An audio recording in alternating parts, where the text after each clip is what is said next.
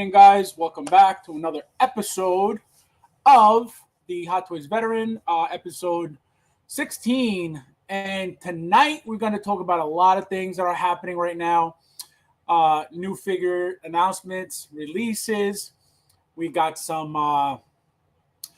discount drama going on. So before we get started, I want to introduce you again, my buddy, my pal. D-Lo, what's going on, man? What's going on, Fabio? Let me see who's in the chat. What's going on, guys? Thank you guys for being here as usual. Let's see who's in here. Totally, thanks. First comment, late. Paging Dr. Fab. I'm here, guys. Sorry to be late. I just got home a little while ago. Tyria, my friend, what's going on? Thank you for being here. Let's see. Eric, what's going on? Hot Toy Star Wars. Yes.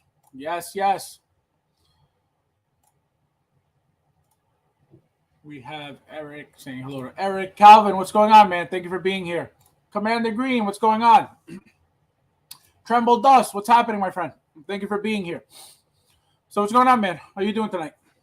I'm doing good, man. I mean, the news has been fantastic in the 1/6 world. So, I mean, I'm ready to talk about this, brother. Let's just get into this, man. Yep, it's gonna be a good night because there's a lot to discuss about what's going on. There's a few things that I want to bring up as well regarding what's going on. So we'll get into that. Flippin' Jedi, what's going on, my friend? Thank you for being here. Yay in the house. What's going on? Thank you for being here. Austin, what? It's that. I get it from my mama. It's from my mama. It's that probe. It's that probe. Wait, let me see. I get it from my mom. I said, buy one, go. Yep, that's right. We're going to get into all of that. Hector, my friend, what's going on?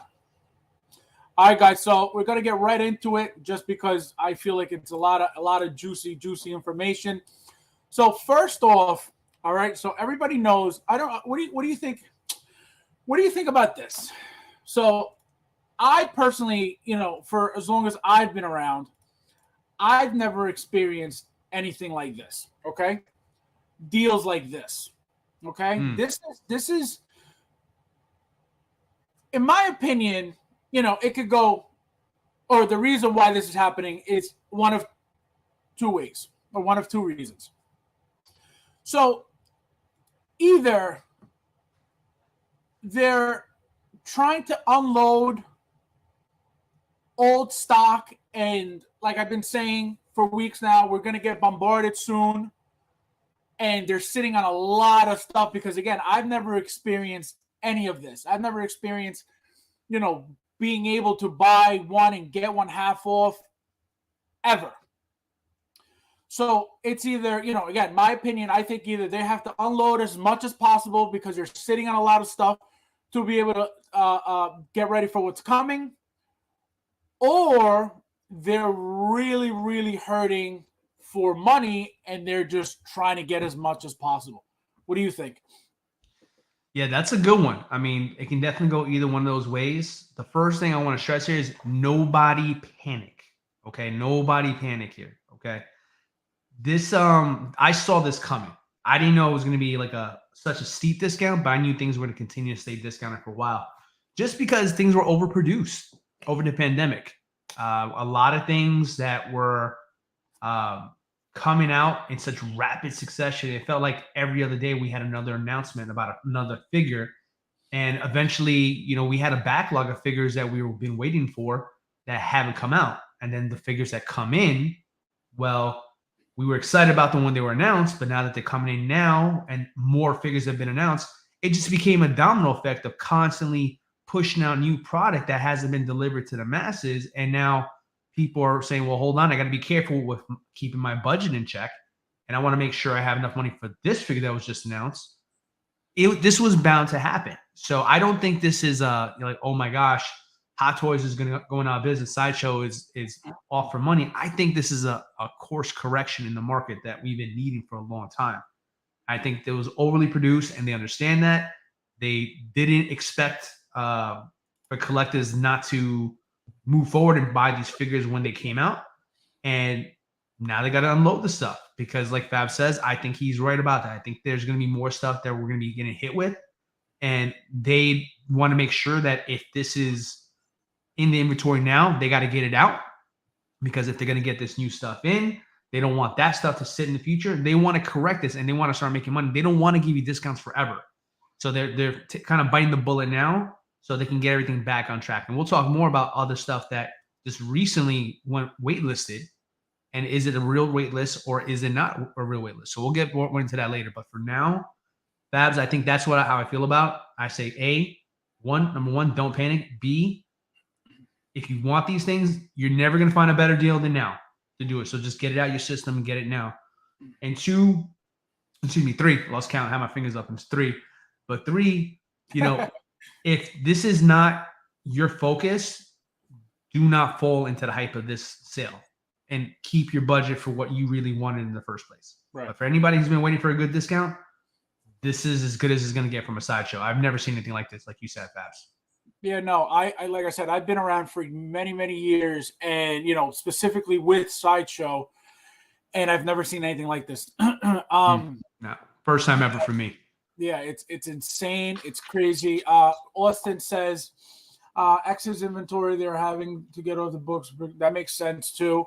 But again, like think about it. I mean, I get that specifically, but it goes to show how much they're making. You know what I mean? How many pieces they're constantly making now that they need to unload this badly. They've never, Hot Toys, Hot Toys, but Sideshow, again, from experience, has never been this desperate to give. You've always had your 10% off here, your little discount there, never 50% off of anything. And until recently when we got that, what was it, the 40% off, I believe? I think even that, 30, I think it was 30. I think it was a 30%. Even that was huge. Again, from what I remember, I don't remember ever, seeing anything like that. I don't think that they're going to have a bigger sale than this. I mean, where do you go from here? Buy one, get one 75% off? Buy one, get one free? That's what I'm saying. Buy one, get one free? Like, where do you go from here?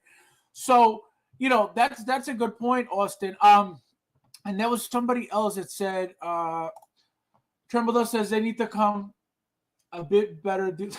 Yeah, I don't know where they're going with this. I don't know if they could get any better than this.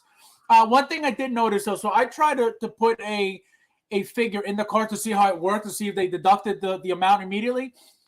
If you're looking to get the same figure twice, apparently you have to call that in because it doesn't read it through the website. So that I did notice because I was like, let me see if it just comes with, how much is like a total for two of these figures, and it didn't work because I put in the cart the same figure twice. So it says specifically under the rules right here, under full details, it says if it's the same figure and it's part of the deal, you have to call them directly. And I think this is a problem. Yeah, I noticed that last night. And this is a problem here, I think, which was going to be one of my questions later on. Hector says, I unfortunately have everything that I want off this list, but amazing deal. So this is what I was going to ask. Same, Hector. Same. So are collectives taking advantage of these of the sales? So are you guys, how many of you so far bought anything with this deal? Dilo, are you getting anything? Well, I just agreed with Hector a second ago because, I mean, this is a hell of a deal, yeah. But, I mean, I got this stuff. So it's like, what do I do? You know? Not even like the thought of like, you know what, let me get just, for example, a trooper, like the stormtrooper commander, just to make it like a little, not army build, but a couple that'll look nice together. Not even like that. I mean, if I would, depending on where my my collection is at the moment, I mean, I got a stacked collection. I mean, you don't see everything I own behind me here. I got Manja case. So to be honest with you, I'm in the opposite direction. I gotta unload a couple of figures just to create some space. So my direction is way different probably than the next guy's. But I'd say if you are that person who is, a little bit newer to the collection game, and you don't want to go the direction of saying, I don't, I want to be careful. I don't want to go overseas to like T-Dubs, try one of their deals. Well, I mean, this is the safest at home like deal you're going to find out there ever. So, to that regard, I mean, if you're somebody who wants to build up like your stormtroopers and things like that, this is a solid way to get it going, without taking any kind of risk and be protected in case something happens. But other than that, I mean, I still feel like, I speak for myself. I think other collectors feel the same way, but like, we got this stuff, it's not like things have been like coming out left and right. Like everything has been staggered. Like every figure on this list, it had like a good 2 to 3 weeks before by itself, maybe longer before something else came out. So, I mean, if you did your planning right, you had the money to get these figures when they first came out. And I mean, any figure that I'm interested in or excited about, I'm going to buy it regardless if I know it's going to be on discount right away. I'm going to buy it because I want it. You know what I mean? So, this deal, it's great. I don't feel bad that I'm not going to be able to take a part of this, but at the end of the day, I don't think this is going to make the move that everybody thinks it's going to make too. I mean, in my opinion on that. Who was it that said something here? I was just reading something. Austin says, you're right, excess inventory. They have to go to the book. Oh, we read that already. Where was his other comment? Look at other big retailers, Target, Sam's, Walmart. All of these retailers have excess inventory. Yeah, but like I feel like those stores would make more sense. You know what I mean? Like that's always that's not something shocking that they've done. They do this every year. You know what I mean? This is why, it's a big deal for Sideshow to do that specifically with Hot Toys, because it's, again, from experience, it's never been done that I remember. Mm-hmm. If it has, I must have missed it, but I doubt it. And so this is why it's so weird. Like, yeah, Target does it, all these stores do it. Walmart, that's normal because you expect that every year, but not Sideshow. Correct, exactly, and that's why I think it's a big deal. And he said something about Black Friday. That's what I was looking for. I just can't find it now. But that's the thing, like Dilo said, we expect this every year from them because these companies bring in tons and tons of inventory. And, these warehouses, even though they're humongous, they have to constantly rotate stock and they have to, get rid of stuff to bring in new stuff. So that's the thing, so we expect it. Yeah, I expect it. And I can't be the only one. So, when you hear Black Friday sales, it's coming from everywhere. It's coming from Amazon. And apparently also that's another thing. Apparently Amazon's laying off about 10,000 people. You would see Amazon jump into this, Black Friday thing already by now, and nothing is happening. You know what I mean? There's absolutely nothing going on with Amazon. And that, you're constantly getting, even before Black Friday, you're getting the constant reminder that, pre-Black Friday sale, up to Black Friday sale, all that stuff. You haven't heard or seen any of that, because of the layoff. So again, that's even getting deeper with the entire, just market and economy all around. But specifically talking about Sideshow, this is mind-blowing to me. Yeah, this is definitely monumental. I mean, anytime anything's ever been on sale, it's usually come from, vendors. It's come from anybody who's been associated with Sideshow first. You see a deal there, but Sideshow would always stay strong in their prices. I mean, almost stubbornly, if you will, sometimes. Yes. So yes, absolutely. To that effect there, I mean, for Sideshow to kind of, drop this on our laps here, I mean, again, it's a gesture of goodwill and obviously a desperation move on their end too. Let's not mince words. It is a desperate move on their side because they've never done this and never had to do this. But all the same, I mean, the bigger question is here. I mean, for collectors who are listening right now, I mean, obviously, Fabs, you already have all this stuff. I already have all this stuff. I mean, the big question, the question you asked before, which is probably the hardest, probably the best question to ask is like, is anybody going to really take advantage of this? If they are, what would you take advantage of? I saw somebody write a comment in the chat a second ago say, if you were looking to get into MCU, I think that's a hell of an idea. Right. If you have not gotten into MCU or you took a break from the MCU and know, now you want to get back into it. That person said, hey, this is a great time to get the big three. I think that's a great idea. If this is something that you've been holding off on, get your big three right now. Hell, get a Thanos over there. Get an Iron Patriot. Those big $400 pieces there, 50% off. You do the math. That is good stuff there. That's as good as you'll get used right now, except you can get it brand new. So a lot of good stuff on there, man. It's just like, but who's in a position right now who's going to be able to take advantages who hasn't already gotten it yet, or, you know, doesn't have the budget for it. That's even at 50% off. You still got to buy 2 figures to get that deal. Right. And one thing that I want to bring up as well, you know, they're not giving you the option, like Austin, and that was something I noticed, you know, when I was going through the full details as well. They're not giving you the option to do payment plans, okay? Which means it's either take it right now or don't buy it. You know what I mean? They're not trying to hold anything for you, you know? They're literally trying to get rid of everything as soon as possible. So that's also a big, you know, a big save from them, you know, letting us know we need this out of here. You know, we can't even give you. So it's not even, you know, it's always about the money, but it's not directly about the money. You know, the fact that they need it out of there, because if they're going to make that money, they're going to give you, you know, if it's about the money and they want to make that money, they're going to give you the opportunity to pay it, you know, whether it's, because once an item is in stock, you only get about, I think, 2 payments. That's it. You know, when usually on a pre-order, you get, you know, 5, 6, 7, depending on, you know, how expensive the figure is and how many payments you decide to make on it as well. And I know that very well because I do payment plans for 99% of everything I get. So, because I've always ordered so much. So the fact that they're not even giving you that option shows we just need it out of here. Like, we don't even want to hold this stuff for you. We just need it out of the warehouse, which is, again, a big sign from them to letting you know, we just need to get all this stuff out of here. Hey, Faz, let me ask you a quick question about this here before you jump over. Go ahead. It's saying it's starting November 14th. This deal here. Does it say when this deal ends? No, it doesn't. Like I said, I read, just what would affect. Like, for example, if I were to, I checked yesterday. If I were to order the same figures, that's what I came up with. If the payment plan, it states on there, we apologize, but no, no payment plan.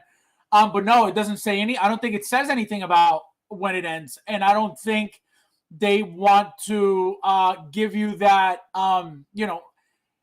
which is weird because they could easily give you that FOMO feeling of, oh, this is only going to last this long, like let's hurry up and buy. But the fact that they don't, it's at the end of the day, this is very beneficial for us collectors. Dilo, mentioned in prior streams that Hot Toys collectors are very cheap. I don't know who is waiting, and you have those people waiting for a better deal than this. And if you hold off and say, you know what, I'll wait because it'll give us something. I don't know how much better than this. Like I said earlier, how much better can it get? I don't know. So if you're looking to get something that you really wanted, like Dilo said, you're still going to buy 2 figures, but when are you going to get, 2 figures that usually would run you $600, $700 is going to be, a lot less than that. And you're going to get, and the cool thing too is you can mix and match. You know what I mean? You don't have to get 2 of the same. I just checked 2 of the same because if I were to get something, I would, something that I really want to get 2 of. Like, for example, Batman. You know what I mean? You could display Batman with the head sculpt, which is why I did it. I have the DX19 already, but I said, let me see if I because I only got 1. So I said, let me see what would happen. And again, it doesn't come right off the checkout, so you have to call them directly. But it's crazy that again, I think people are gonna hold off and hope that that they'll get better deals. And again, I don't know if you are gonna get better than this. I don't know. Again, people are always looking to buy. Okay, they just never want to pay retail, especially now. Years ago, absolutely. Years ago, everybody was willing to pay. Even for used figures that were not even rare. It was just there weren't as many going around. people would be happy paying for retail for a used figure that was, out 7 months, 8 months, a year, 2 years. People don't even want to pay retail for new figures now. So this is, that's where Hot Toys like bit their own hand on this one here. You know what I mean? Because in my opinion, I feel like they bit the hand that feeds them, us, the collectors, because they got greedy. They got greedy. We were supporting them. They had a good thing going, and they decided, what, we're gonna go ahead and we're gonna start reissuing all your grails, which I'm sure there's a segment of the population in the community that's happy about that. But I'm telling you, that population isn't as big, because you know what? The thing that irks me the most about, and again, I don't want to sidebar her, but this goes to my point here. All the reissues that's gone on in the last 2 years, right? The Iron Mans, I can't think of all of them right now, but anything that's been reissued or 2.0 here. You know what is going on right now? Iron Man. Right, but you know what's going on right now? We're fast forward to today. We're talking about buy one, get one 50% off. Every one of those reissues, every one of your grails that it's good for the new collector, they're on this deal board right now. They're literally in this list right now. Right. So, that's on them. Part of it is on us, because we wanted those things reissued, but they made way too many of those, and now they're kind of paying the piper. And now collectors have been kind of burnt by these kind of greedier tactics. And guess what? Like Fab said a second ago, we're not willing to play full price anymore. Why? Because guess what? What I paid for this figure 4 years ago when it sold out, it's not even worth the money. I mean, the metal, the plastic, whatever you put into it, it's not even worth that anymore. You know what I mean? It's like my car when I take it off the lot. I buy it. Guess what? It depreciated like that. That wasn't always the case with Hot Toys, and that was the secret sauce to their success. Because at the end of the day, they're a toy manufacturing company. But what made them so amazing was obviously, one, what they were able to do with the figures, the accuracy and the likenesses they were able to do their characters, but then also how rare it was at the time. You take away that rarity, you take away that scarcity, and it becomes available to everybody, it's not valuable anymore. It's not. Yeah, no, and that's one thing too. If you notice, and Hector mentioned it down a little further, but I'm stuck up here with the chat. With the grails, he asked, are there grails anymore? Let me put the no. Do grails even exist anymore? See, at this point, I'm not going to say no. I'm not going to say no, because at the end of the day, eventually I will. I'll let you finish, but I will. Okay. I'll let you finish, but I will. Eventually things will sell out, and eventually things, are not going to be in circulation, and I'm talking about, it could be 3 years from now. Like, for example, I'm going to give you an example. Ahsoka. Ahsoka was a figure that, everybody expected to be a grail. Everybody expected to be sold out, fairly quickly, especially after it being, delayed for so long. And I personally thought, this thing is going to be a grail eventually. Because of the entire line, the Clone Wars line. And she's still there, a year later. But does that mean she'll never be a grail? Absolutely not. Absolutely not. I think eventually, not all of them.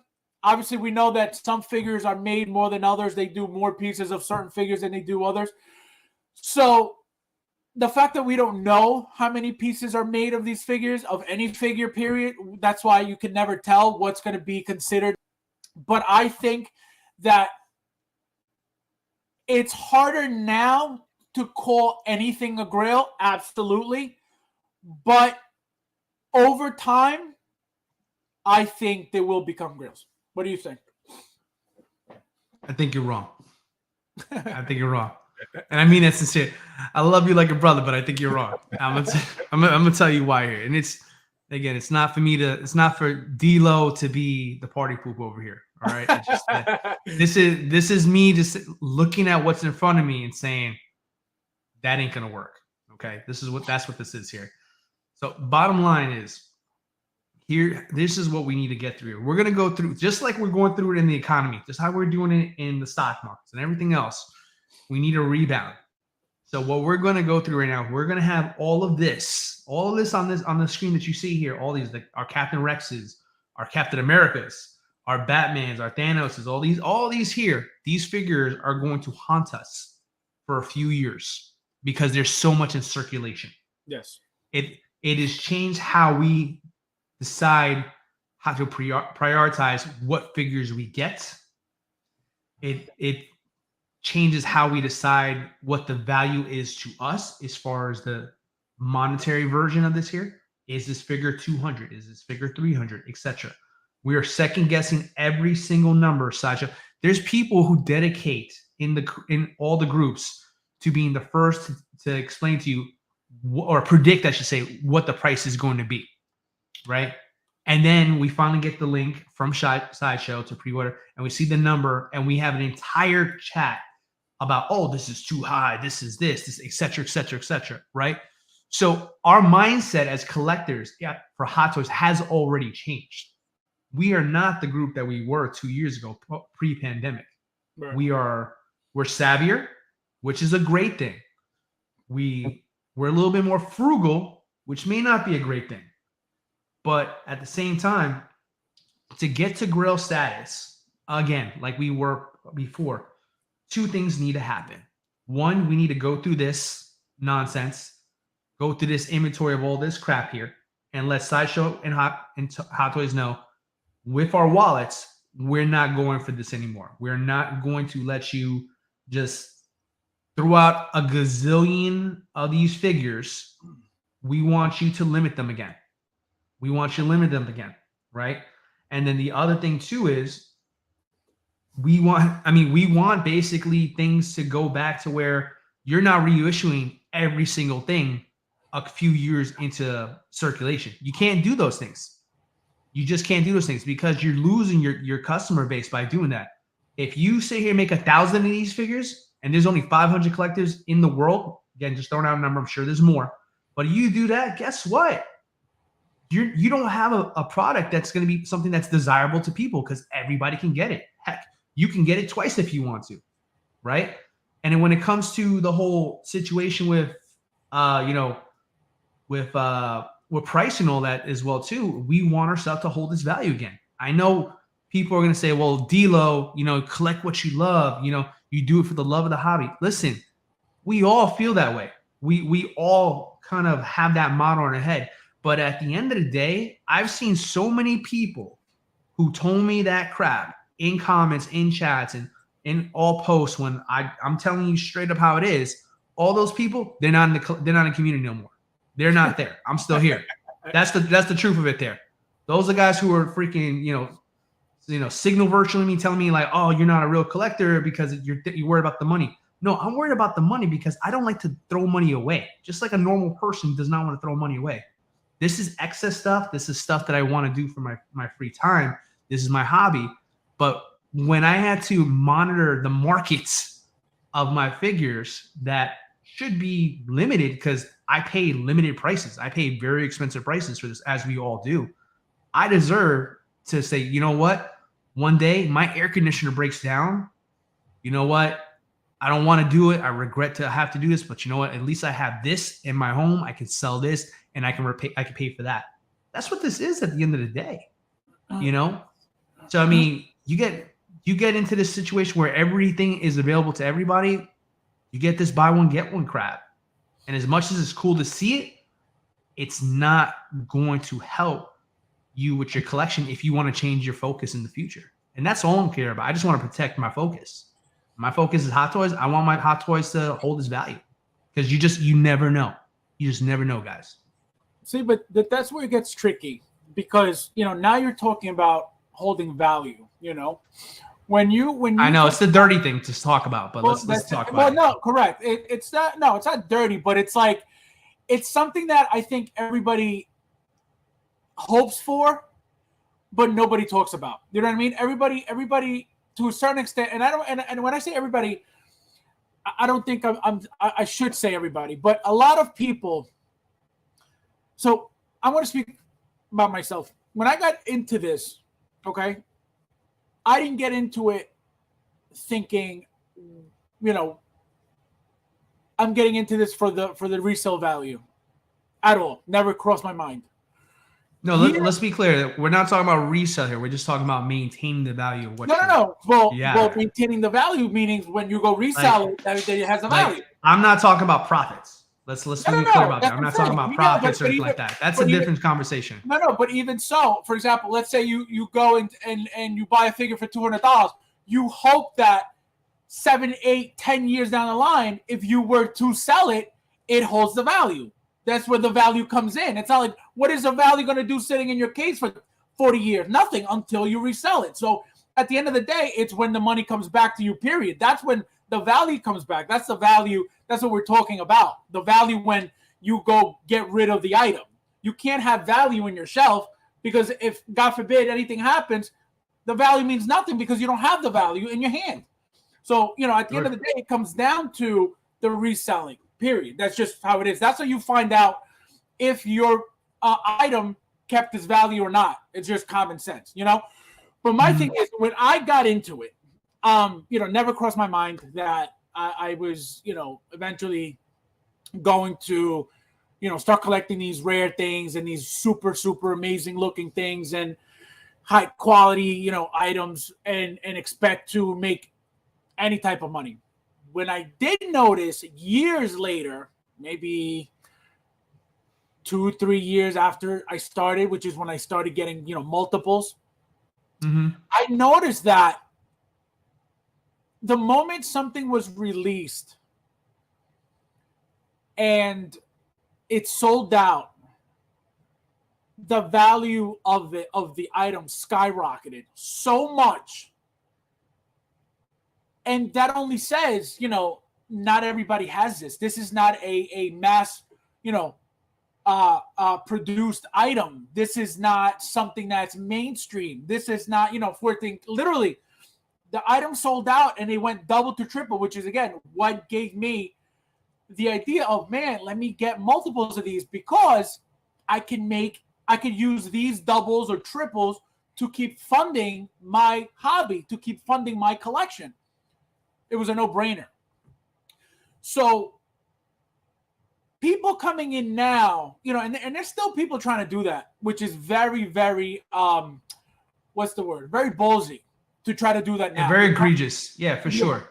To try to do, to get multiples. I did it. I got multiples until maybe last year when everything started to change. I was like, wait a minute. Like I haven't pre-ordered a single multiple besides, number one, every multiple that I've pre-ordered lately or recently have been for my collection, not to resell, not for anything else.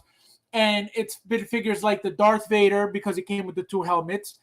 Figures like the new Thor from Love and Thunder because it came with the 2 head sculpts. So it's been things like that for my own collection, not to resell because there is no reselling. There's no resale market right now, period, which is why I'm doing the raffles to begin with, to be able to get rid of all this stuff. So in a sense, I'm trying to do what Sideshow's doing to be able to unload my, figures that I've had for years. Right. Like right. that DX17 that Flavio just won in the raffle, that raffle I ran on Saturday. I didn't even know I had that figure. I had no idea. I thought I had the Solo Mall, and I found the box and I was like, oh man, I have this. So I said, you know what? Let me throw it up on the raffle because it's not going to sell on eBay. On eBay, it's going for over $700. Nobody's going to buy that on eBay for $700. So, and that's what it should be worth. But again, nobody's buying it. So that's why I have to, that's the only way I can get rid of these multiples. Yeah, so, and that right there, I mean, that's more of an economy thing, right? You think if the economy wasn't where it's at, you could go out and maybe you can fetch a price like that, and that's cool. That's all good and well, right? But I mean, I think where I feel as a collector right now, I almost feel like buying Hot Toys is a losing proposition. And I say it from a sense of not necessarily like, hey, I'm trying to make a profit off of this here, but it is not a good feeling when you buy something that's supposed to bring you joy, that depending on your timing, depending on what day of the week you wake up and you see the post on Facebook, that particular figure could be far less than, what you paid for it. That is not a good feeling, guys. That is not. And, I know there's some people in here that are going to disagree with my opinion. That's okay. That's okay. You're entitled to your opinion. I'm entitled to my opinion. I'm not saying you have to agree with me. I'm just saying you have to see my perspective, because I acknowledge where you're coming from with this here. And at the end of the day, these are supposed to be collectibles, high-end collectibles. When they're mass-produced the way they are, they're not collectible anymore. That's it in a nutshell, guys. And I think the worst part about it is that a lot of you guys would never understand, or could never understand, is that you guys, a lot of people, and some may, I don't know, but a lot of people don't come from my era of Hot Toys. You know what I mean? Same. That's when the value was like I said, double and triple for a figure that for retail was less than $200. So can you imagine at this point now, coming from that era to where a $300 and change figure is worth less than that? That's painful. That hurts. Again, a lot of you guys don't understand that and won't understand that because you don't come from those years. You know what I mean? When Hot Toys was a very exclusive hobby. Hot Toys was, not mainstream. Right now, this is all mainstream. This is, there's nothing rare about any of this. But this is expensive Black Series. This is expensive Marvel Legends right now. This is the stuff that you find at your local Target, only we're paying a hell of a lot more for it. Right. So, that's pain. You know what I mean? Like, yeah, like I get it. Like now it's like, all right, well, I hope that at least I'm able to get my retail back. It's not even happening. You know what I mean? Like you were lucky years ago to get a used figure for retail. And that was a great find if you were able to. That was a deal. That was a steal of a deal. Yep, because that's how rare they were. Now you have people literally within weeks of an item being released for less than retail just because it's like, it's just the market. It is what it is. It's really sad. It's really sad. And the whole point of this was, I don't think this is going back. I don't think this is ever going to come back to an exclusive hobby. I don't think this is ever going to come back to limited pieces. I think there may be, very, very minimal here and there pieces that they don't make a lot of. Fine. And some of those pieces are those comic book, series, some of those, but not all of that line, but some of those pieces will be limited, not so crazy, overproduced. But are these days coming back? I don't think so. A company doesn't go from rare to mainstream to rare. Never happens. The moment, I feel like the company's goal, any company's goal, is to become mainstream, to become the one company that people go to. This happens to be toys. This happens to be, figures, high-end figures. So everybody, Hot Toys would love to be that company that people look at to go get, oh, this is cool. Looks really nice. It's really fancy. Look at the likeness. Oh, it's a Hot Toy. I don't think there's any reason for them to go backwards. They're still making their money regardless. If they weren't making their money, believe me, they would have stopped doing this a long time ago already.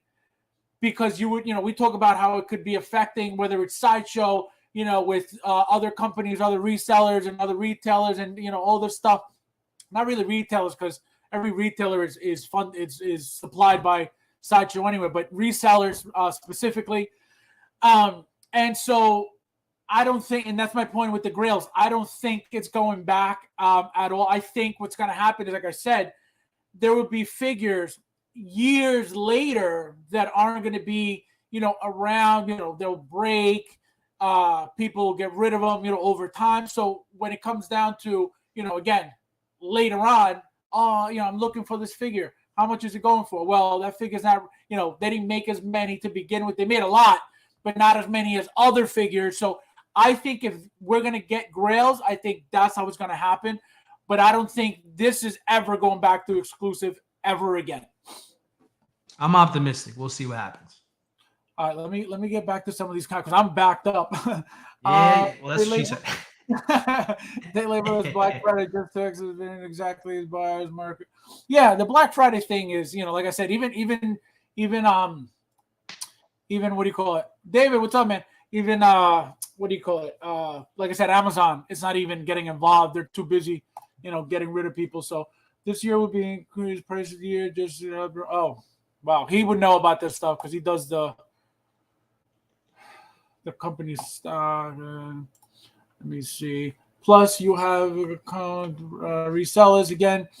This is a theory. We don't have access to. Yeah, exactly. It's just this is all This is all speculation. We don't really know anything because they don't tell us anything. Terminal does again per multi-phase group. Yeah, exactly. People who want an army build, this is great for, and just in general for like I said earlier, Hot Toys collectors love to save a penny. And to get something like this is all for the collector. This is all for, you cannot find any excuse to say, oh, well, you're saving tons of money here. And and it's not even like a limited thing like, oh, you could only use it one time. They're specifically telling you in the full details that you could use it as many times as you want. So it goes to show, there's no reason for you to have an excuse. Oh, well, I don't know. You could get, if you're really looking to collect and buy, there you go. Yeah, pretty much have everything on one deal above. Okay. I was 0 to 0. Been rotating fingers around 3 months. It's pulling the trigger tonight and a couple. Yeah, there you go. So he's taking it. I just got Ahsoka for 100. Look at that. Come on. How do you beat that? And brand new sealed. Mm-hmm. My thing is, I have phase that aren't on the BOGO. Don't want to buy. Figure I don't want to take advantage rather. Exactly, and that's good. That's good stuff there, Trouble. Stay in your lane. We're doing all that. I tell you what, if I ever want to storm to they exactly. Oh, that's what you're talking about. That's the comment I saw. You see, that's a great use of this deal right here. Right. It'll give you your Bobo. What's up, man? Thank you for being here. Yeah, that'll give you your feet wet. Mm-hmm. In the to get it for cheaper. Sally Five for clones, cars and guards sold out before. Yep. Yeah. Eric Rubio got them. I think he bought the last two, and he was like, "Oh, I went to what did he say? Went to sold out after I ordered mine." I think it was him, if I remember correct. It boils down to overhead. Yeah, it's true. I wanted to pay. Yeah. Somebody, I forget who it was, said that a while ago, months ago, about the Hot Toys, tax structure and needing to unload a ton of things before the tax, the tax year, whatever the hell it was. Trumbull does the other cool, but to be honest, if they did more than no, I don't think so. I don't think it's like I said. It doesn't get any better than this. They got to make it seem like if they give you a constant, certain amount, especially such a high amount, 30-40% off every single day, then you really don't have any incentive to buy because you just take it for granted and it's just always going to be there. So they have to constantly change that and take it away and then give it to you and then take it away. So when you do have it, that's when you know what? I can't wait because it's going to end. So let me just get it done now. So sprinkle in a blue screen every now and then, Right. Exactly.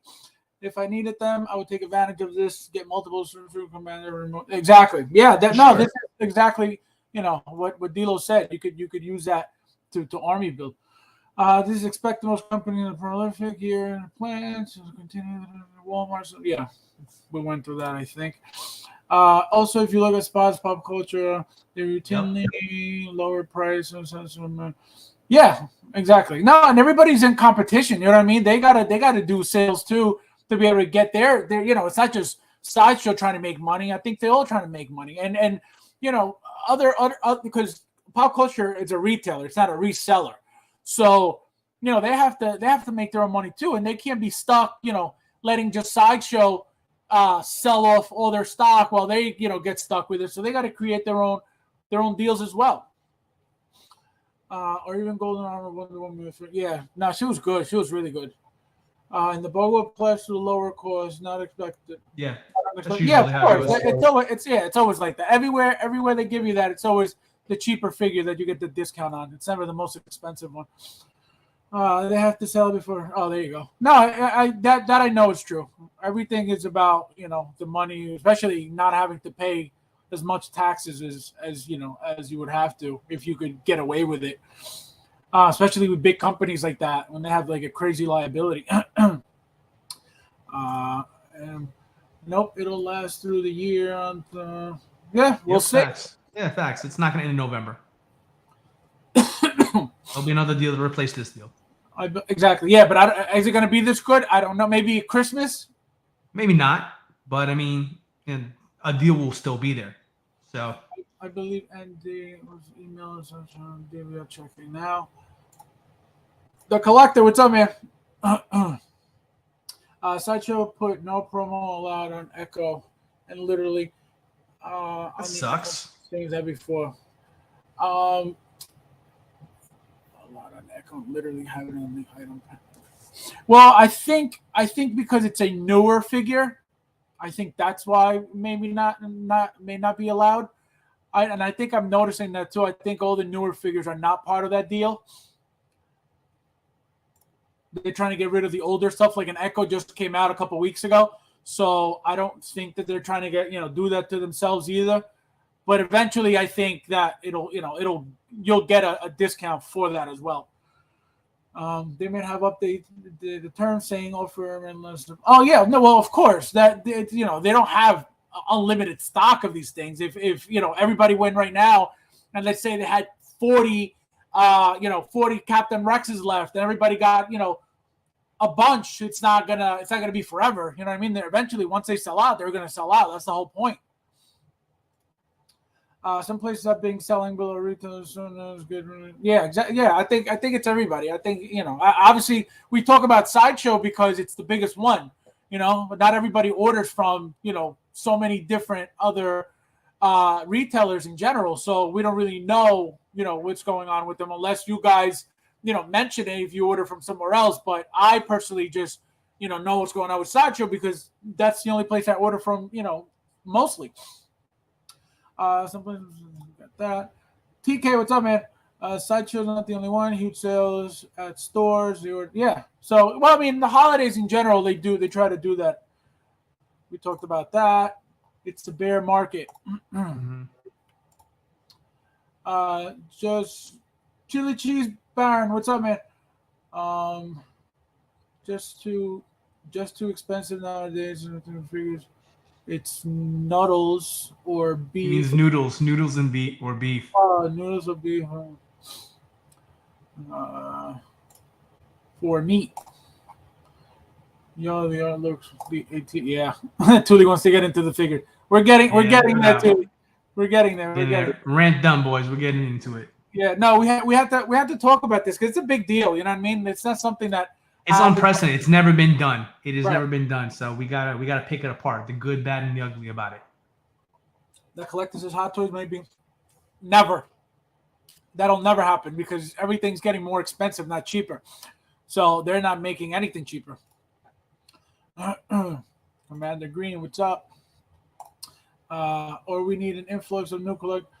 Well, I think the reason why Hot Toys is where it's at is because there was more demand for their stuff, and they check that by looking at eBay and how much everything is on the secondary market. That's how they are able to able to tell man, our items are being sold for double and triple on eBay, or their Chinese eBay as well, because they have something like it too. And so they must have realized, we got to make more because there's a demand for these things. So I think that's what made it become where it's at, and which is why I think that that's not gonna change at all, ever, in my opinion. Everybody should take advantage of this specifically collection or what overthinking. Yeah, and like that's what I said. If you want to buy something, this is the time. There's no, at least looking back now, there hasn't been a better time to order anything but right now. So no one's overthinking it either here. I don't know where you're getting that there. We're just breaking it down, man. Not everybody needs it, and like we just said a second ago, like we both have all the stuff on this list here, so it doesn't apply to us. We pretty much said like, yo, if you want an army build, then go do it. So I mean, no one's overthinking anything, man. Yeah, no, it's not overthinking. It's just you gotta. At least in my opinion, I think this is very important to talk about. I'm not, I personally am not overthinking anything, about the sale at all. I just think that it's crazy that it's happening. You know what I mean? It's not exactly. It's not that it's like, oh my god, like what the hell? No, it's just it's related to the economy. It's related to the businesses. It's related to it's just general, It's stuff. putting a bigger. This sale's putting a bigger spotlight on what's going on in collecting today. That's all that means, man. And what's affecting us, when we talked about earlier with the value of our stuff, things that should be holding our value, all this, these sales affect all that stuff. So it's not, it's not really overthinking. It's not like that, man. Now's the time to think ahead and probably make smaller batches. No, I don't think so, TK. I don't think there's going to be making small. Like I said, some figures, absolutely. Some lines, absolutely. Everything in general, absolutely not. And we're gonna see that again, and this is why I don't think this is gonna happen, is because we've gotten to this point from being a very exclusive hobby to pretty much mainstream right now, and they're not trying to make less of anything, because what's gonna happen? It'll go back on eBay for double and triple, and they don't want that. Which is why we are at this place right now. So I don't think they're going to be making, small batches of anything ever again. Let me ask you, Faz. You bring up a good point, though. I mean, do you think that's the best thing to happen for the community, though? I mean, because we're at that impasse here, where we collectors have so much money to give a company. A company wants more money. They want to put out bigger batches over here. Something's got to give. Either we all get second jobs and pay for all these things that Hot Toys wants to put out, or Hot Toys needs to balance out what they're selling and how many of them are they selling. I mean, what do you think? Which one do you think is gonna crack first, us or Hot Toys? At the end of the day, we've been the ones cracking, period, because it's either Hot Toys is going to do Hot Toys. They don't care about us, period. You know what I mean? The only way that they'll wake up is if literally 0 people buy their stuff. That's it. They're always going to have people buying worldwide. That's just how it is. And a lot of people don't care about holding value. A lot of people don't care about limited. They just care about the collecting. That's it. So it's one of those things where it's either we stick together or we fall apart. Bingo. Well said. I agree with that 100%. It's not going to happen. Like I said, a lot of people and a lot of collectors too. You have to understand, they don't collect everything, so it doesn't really affect them if they make 10,000 pieces of a Stormtrooper when they only collect DC, for example. You know what I mean? So it's not going to be something that it's not going to be a situation where they need to change anything, because they're not. Like I said, we're here for a reason. We're here because they didn't like their items being sold for double and triple on eBay. So they said, you know what? We need to make more. So this stops. Why is a random person making, double the money of our own item that we don't even sell for that much? So they don't care. They clearly don't care about the limited pieces. They don't care about anything being exclusive. They don't care about, having anything. Because again, from where Hot Toys came, they should have started with numbered pieces. And I don't think they, from when I started, I don't remember that at all. And I remember, looking into what they had made prior to when I started. And it was a lot of, and I've talked about this before, it was like policemen and firefighters and stuff like that. Mm-hmm.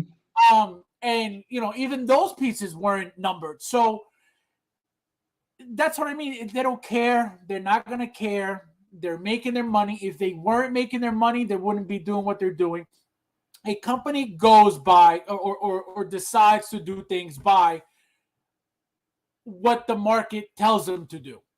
So if the market's telling them make more, we personally may feel like it's too much, but the market somewhere is telling them, because we think like we're the only ones in the world collecting this. That's another thing. We think like, oh, this is affecting, my collection and my value, but this is worldwide.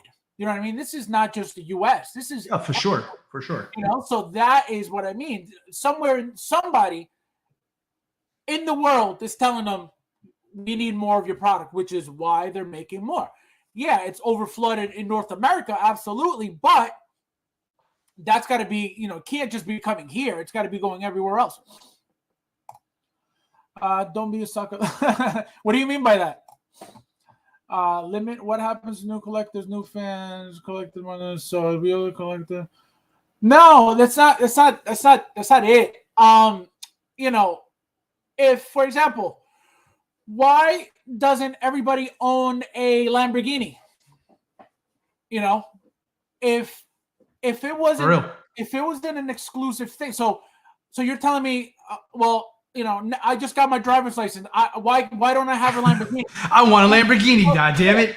I deserve it. I deserve one. Like you can't just think about it like that, because you want to be inclusive and you want to welcome everybody, and you want I understandable. That's fine. That's a positive thing to do, and that's a good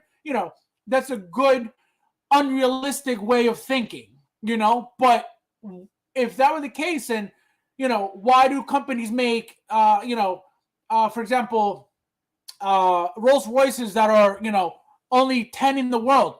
Well, what about the other billions of people that want to buy one? Well, how come Rolls Royce doesn't say, well, people don't say, well, what about us? I want one too. It shouldn't be about everybody. You know what I mean? Things like that. It's not about, everybody should have everything. No, it doesn't. It's not supposed to be like that about everything. Do I think everybody deserves water in the world? Absolutely. Do I think everybody deserves oxygen in the world? Absolutely. But some things are not meant for everybody. There's a lot of hobbies that are very limited with things. There's cars, for example. How come everybody doesn't have a? I remember when Bugatti. What color is your Bugatti, bro? Well, yeah, exactly. No, I remember when the movie the hell was it? Fast and the Furious came out, the very first one. Everybody wanted a Supra.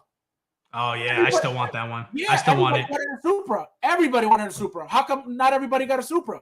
Because not everybody's meant to have a Supra. So, it's not about not wanting to include all the new collectors. The problem is, if a collector wants to get into the game, then they got to pay for what the items are worth, and that's going to include eBay for whatever that price may be. If you really want to get into it, then you got to get into it. So that's how you include everybody, to teach them, and for them to learn the value of what they're getting themselves into. You know what I mean? That's how you get somebody to appreciate it more. And that, because that's another thing. You have all these people coming in and taking the hobby for granted. And what happens? The moment they need $100, there goes a $350 figure for $150, because they don't know the struggle. They don't know what it's like to keep their value. They never spent, double for a figure, double and a half for a figure. So they don't understand, what it is to be in an exclusive hobby. Trade a grill for a grill. All those things. Right. So those things. So that's where it comes in. So it's not about not wanting everybody to be in the hobby. It has nothing to do with that. But like everything else, like for example, you think if I go into an exclusive car club, you think somebody's gonna say, "Oh, here's my exclusive, only 10 made car for 50,000 just so you can get into it." Absolutely not. They're gonna be like, "You want to get into this? You got to pay for what this is worth." And that's my problem if I want to get into it or not. Period. End of story. So that's where you can't really think about, especially something that came from being as exclusive as it was. to mainstream that it is now. You can't, everybody's right now at this moment, everybody's included because anybody could just get anything at any point, even on eBay for dirt cheap. You know what I mean? The only thing that's turning people off from buying on eBay is the taxes that they're adding to every sale now, depending on whatever state you're in. That's what's turning people off because now you get a figure for $200. You know, it's not just $200. It's whatever the tax is for your state. So everybody at this point could be a Hot Toys collector, and a lot of people are, but they don't. You know, it's not. You know, you're saying let's include everybody, but it's not fair to the people who have been in it for many years, who understand and came from, you know, the struggle of, man, if I don't pre-order this, I got to go pay double for it. At least 90% of the new collectors, at least, and that number is higher than that, don't understand that struggle, don't understand, you know, what the game used to be like. So that's why I don't think, now everybody's included, but this is what we're talking about when it comes to the value and all that stuff. Yeah, at the end of the day, we all start somewhere. Doesn't mean you get to skip the line. Right. Everyone would be lying. We all wanted to. Exactly. And that's the thing. It's just, and again, I never got into it for that reason. I just started buying what I saw and I liked. I was like, oh, this is cool. This is cool. When I noticed what the prices were going for on eBay, I was like, oh, wait a minute. I was like, I got gold here. And that's what gave me the idea of getting doubles and triples to be able to sell and fund what I was buying already. But it wasn't like, oh, how come nobody included me in this stuff? Just wait till Facts. Facts. You're 100% right, Fab. Lost you guys. Oh, he probably lost. I don't expect them to hold value, to be honest. Well, they did hold value years ago. That's the thing. And I think you started collecting a while ago, you told me. So, you know, I don't know why you wouldn't expect them to. Now they definitely don't. But at least, you know, the good thing is, I can tell you this, figures like, you know, and the one I always go to is because I don't know. I mean, they can. So I think a third-party company did reissue this. But like a Davy Jones by Hot Toys, like that figure, I would hope, you know, I don't know what they're going for now. I don't bother, you know, looking for that stuff anyway. But I would hope that if I were ever to sell, because I have it, you know, still mint condition, you know, full box, the box is not damaged. I don't think I have the shipper for it though. But if I were to sell that figure, I would hope to get, you know, I bought that figure $200, $250 maybe. I would hope that it's at least, you know, $600 at least. I don't know. Maybe you guys could check real quick on eBay, but I don't know what it's going for. But I would hope that figures like that would hold their value. But not everything's going to hold the value. Absolutely not. Yeah, think about the most recent girl that we all know about, the Darkside Anakin. Okay, Darkside Anakin was a peg warmer on Sideshow for the longest time. When I was collecting Star Wars, I mean, they were practically giving it away, right? So now no one wanted it, but now that it's so exclusive, everybody's like, oh, I want it. People are paying a small fortune for that there. Now put yourself in the shoes of the guy who decided to drop $700 on that Darkside Anakin, right? And then the new guy comes in and says, hey, how come I can't get a Darkside Anakin? And Hot Toys releases that. Is that fair to the guy who paid $700 to that figure? That's another thing. Same thing with the Nightmare Batman. At the time of when he was collecting, that was an exclusive figure. So now, because you just came in, you wanted to, so therefore they release it, and it's fair to do that to the other guy.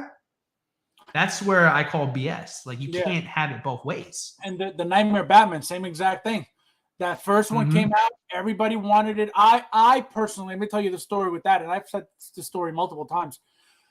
I bought 3 of them, and I had them. They sold out. Literally went up to 500. I sold one for 500. I sold my third one for 700. You couldn't find them anywhere. I found a reseller from Indonesia, I want to say, or Philippines, one of those two. I bought it for 700. He wouldn't give me a break. I bought a fourth one for 700. I was able to sell it on eBay before the tax, before they added the tax to the system. $850. And you know how scared I was? I was like, man, I just paid full price for this thing. I was like, I hope I can sell it. So that right there, selling a figure that I purchased, already, it was about 200 and something when it came out. At $700, it's already, double, triple. And I was able to sell it for that much more. I made $150 profit, obviously, before the fees. But it goes. So what happened to that person? They paid $850 for a figure that was, two something. That person really, really wanted to be in the hobby and really, really wanted to get something that rare and that exclusive. What happened? That guy paid for it to be rare. Like that's the key thing. Bingo. Like right there on the head, you hit it right in the head. That collector bought that with the intention of that being a rare figure that not many people have. Correct. Now what happens? What happens now? Oh, I'll wait. Everybody, I'll wait till it goes down. I'll wait till it goes down. So people aren't even, you want to be inclusive. And I'm talking to Flippin' Jedi. You want everybody to be inclusive and everybody be in the hobby and stuff, but people aren't even willing to pay to be in the hobby, which is even a bigger slap in the face, because we want to be inclusive. We want everybody to be in it, but a lot of people don't even care about it enough to put the money into it. You know what I mean? So that's why it's not fair for people to lose value on their stuff. These figures remind me so much of comic books. They used to be like comic books. Yeah, that's a great analogy right there, Nathan. Yep. For sure. Where they were not putting as many. Exactly. No, they used to be. Absolutely. They used to be like that. End of day figures limited. How much they went for? Something releases when it goes to 300. Yep. Yeah, no, like I said, a lot of people now, there's tons more people in the hobby. Tons. But not any of them are willing to pay crazy prices for anything. They just want to be a part of something. Andrew James, what's up, man? Thank you for being here. So that's the thing. We want to include everybody, but not everybody wants to be a part of it. They just want to be able to say, I collect Hot Toys without putting money into it, I've got an SSR. I bought it 16 that third party. Those things. I don't know how people, Nathan. I don't know how you pay. When I saw what they were going for, those things, those fat Batmans or whatever the hell they are. I know they're. I forget the guy's name, the artist's name. But when I saw it, I was like, I was like, people buy this, and I understand why they buy them. I have never bought one. I would never buy one. Just because it's not something that I like. And for me, something like that does not have any value to me. Like if I were to buy that for what they go for, and I know what they go for, and then try to resell that, do you know how difficult it's going to be unless it's somebody that really likes that as well? And are they willing to pay what I want to get out of it? You know what I mean? So those things are very tricky, very, very tricky. And again, the reason why I don't get into it is because they're customs anyway. They're limited run custom, and they use, if I'm not mistaken, I think they use either Fison bodies or I forget what other bodies, but I know they're these bulky, Superman, or they have the different style Superman. I know the SSR, what they do. But it's like, man, like what they go, is it really worth it? Not for me. I have never gotten it. I would never pay that much for a Batman like that. No way. Trials to collect the Masterpiece Transformers. Yeah. Yep. Dave, you're a brave soul, man. Hardcore collectors are a few people only. Yeah, exactly. That's another thing. And I was going to talk about that a little bit later too. Like, what type of, there's different types of collectors. And so that affects, the way you view the what do you call it? The hobby as well. There's people who are really, really into it, really loyal to it. And there are people who just want to be a part of it, to be able to say, that they're a part of something. You know what I mean? Which there's nothing wrong with that. But I feel like those are the people who will and have affected the market, especially the resale market, in the groups and stuff like that. Not so much eBay, because on eBay, you're not going to find anything too cheap because they're going to kill you with the fees. So you have to raise the price enough to make a little bit of money. So, unfortunate, but yeah. Yeah, but in the groups, it's a different story. In the groups, you're going to get, you want the figures 250 and you want, 150, whatever. Those are the people that kill, I need it for an emergency, because that's the excuse. Oh, something came up and I need funds right away.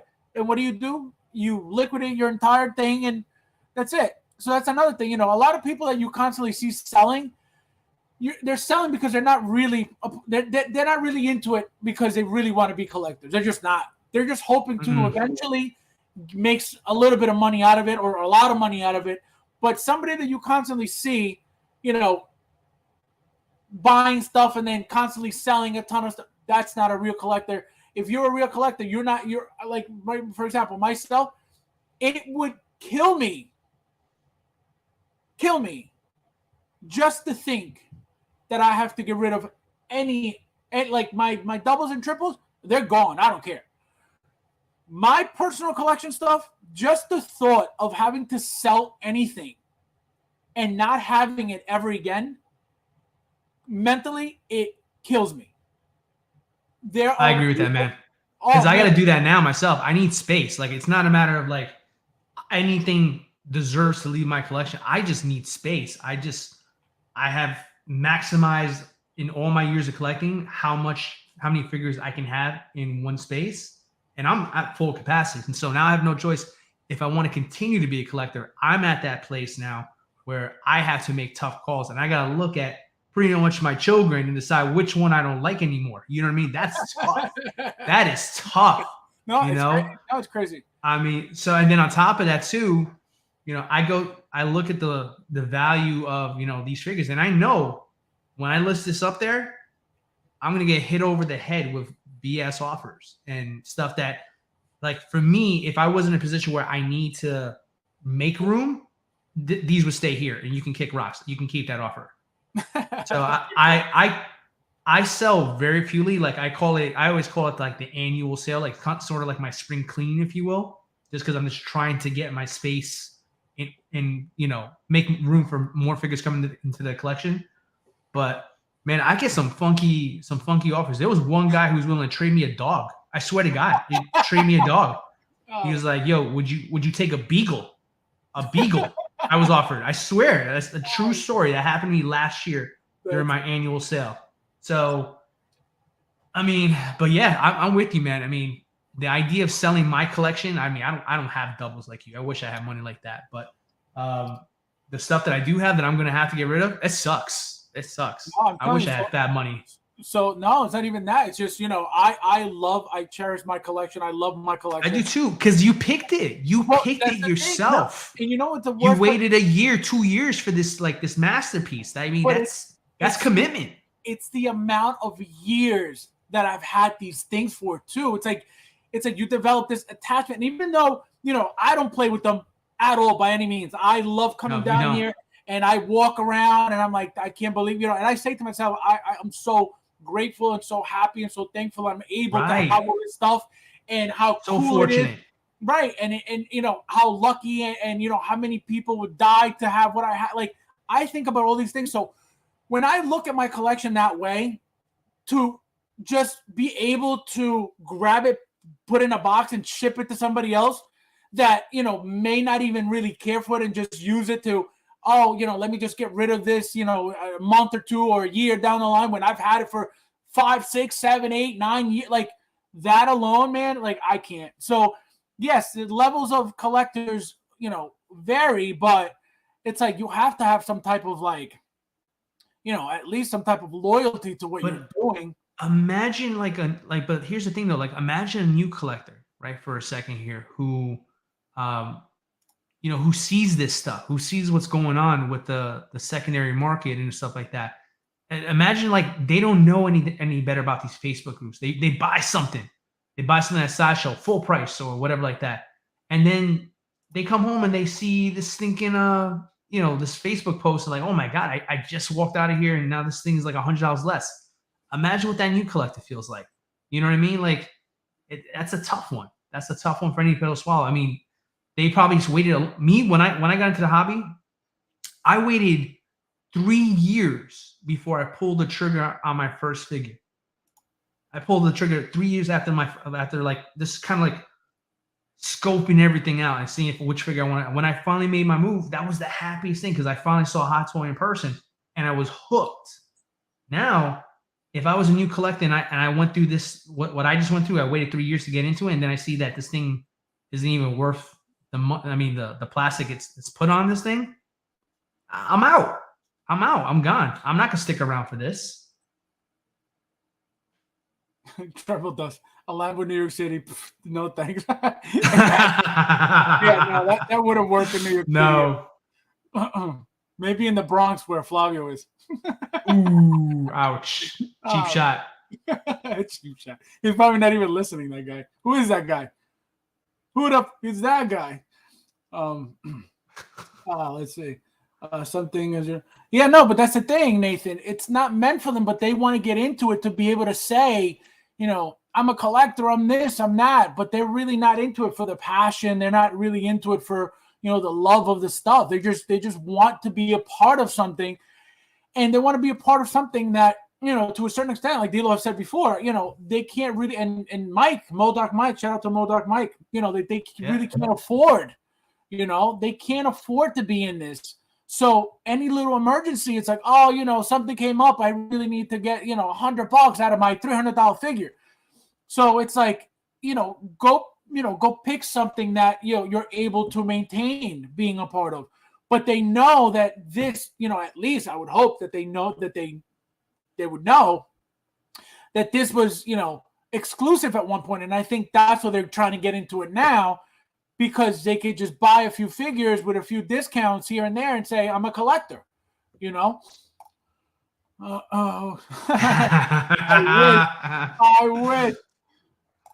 I wish. Wouldn't say poor. Top G stuff right there, boys. Top G stuff. Wouldn't say poor. But just, no, and nobody's saying literally poor. No one's saying poor. If you're saying poor, if we're talking about poor, believe me, a poor person's not in this hobby whatsoever. You know what I mean? Nah. Like, at all. Nathan, BBTS. Oh, BBTS has, 25%. But you have to understand, too, BBTS already sells them for cheaper than Sideshow, So that's why they can't give you a 50% unless, I'm not saying that they haven't, but maybe they, once they really need to get rid of stuff, they're like, you know what? It doesn't matter. They throw the credit at you. BTS has some good deals back in the day. I used to get from them all the time. I used to order. I got the Batcave with Alfred, and I got like $200 back for just buying it, and I would just throw it back in. Like I would get like credit store credit. This was way back in the day. They haven't done shit like this like in years. But I used to back in the day. I used to get a lot of stuff from them too.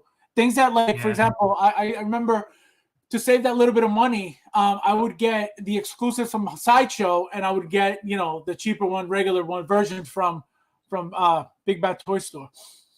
Business is business, very little fairness. It's rude. Yep, yeah. It's not. We can't complain about the companies trying to make money. You know what I mean? That's why we said Hot Toys is not the first company to try to do this. I mean, we get that. It's either, and that's what we were talking about earlier. It's either we stick together and not purchase anything and have them change, but that means we gotta. It's got to be a worldwide effort. And who do you know in the Philippines who's going to stop buying because of you? You know what I mean? So I know a guy named Phil. Phil. Imagine.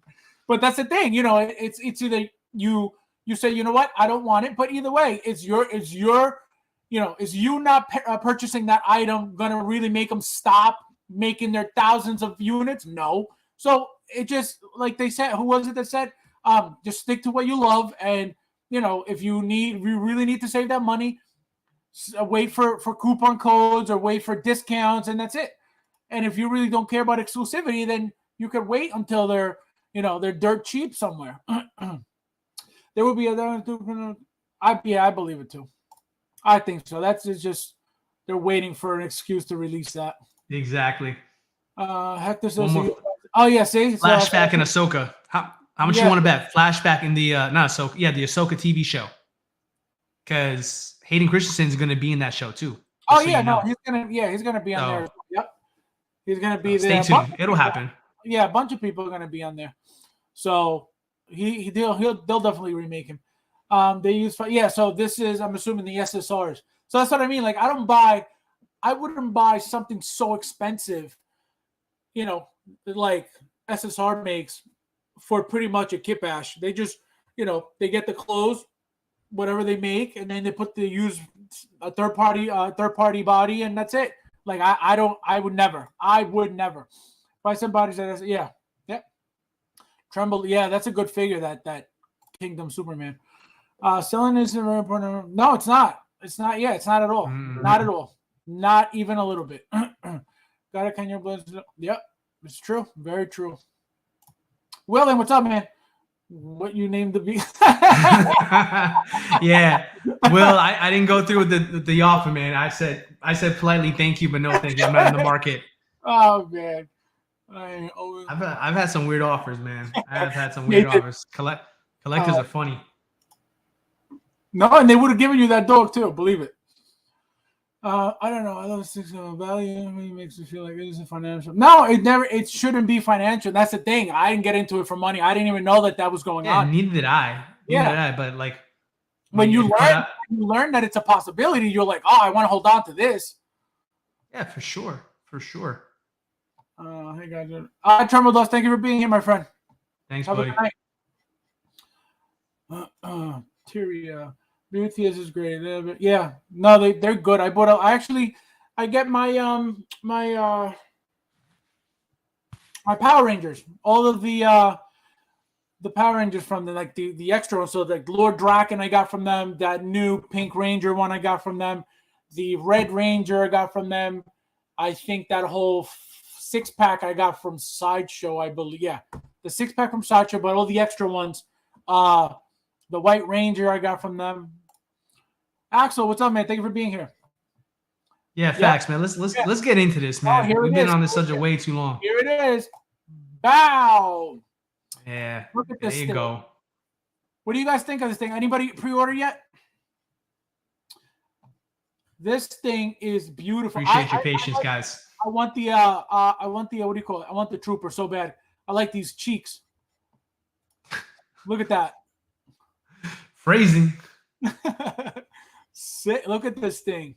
That's beautiful. It's sick, man. That's so nice. And look, don't forget the antennas add another 3 inches? Something like that. Look at that. I can't take you serious right now. No, look. No. I see it. Wait, no. So let's see how tall this is, because I didn't even look at this thing yet. Let me see.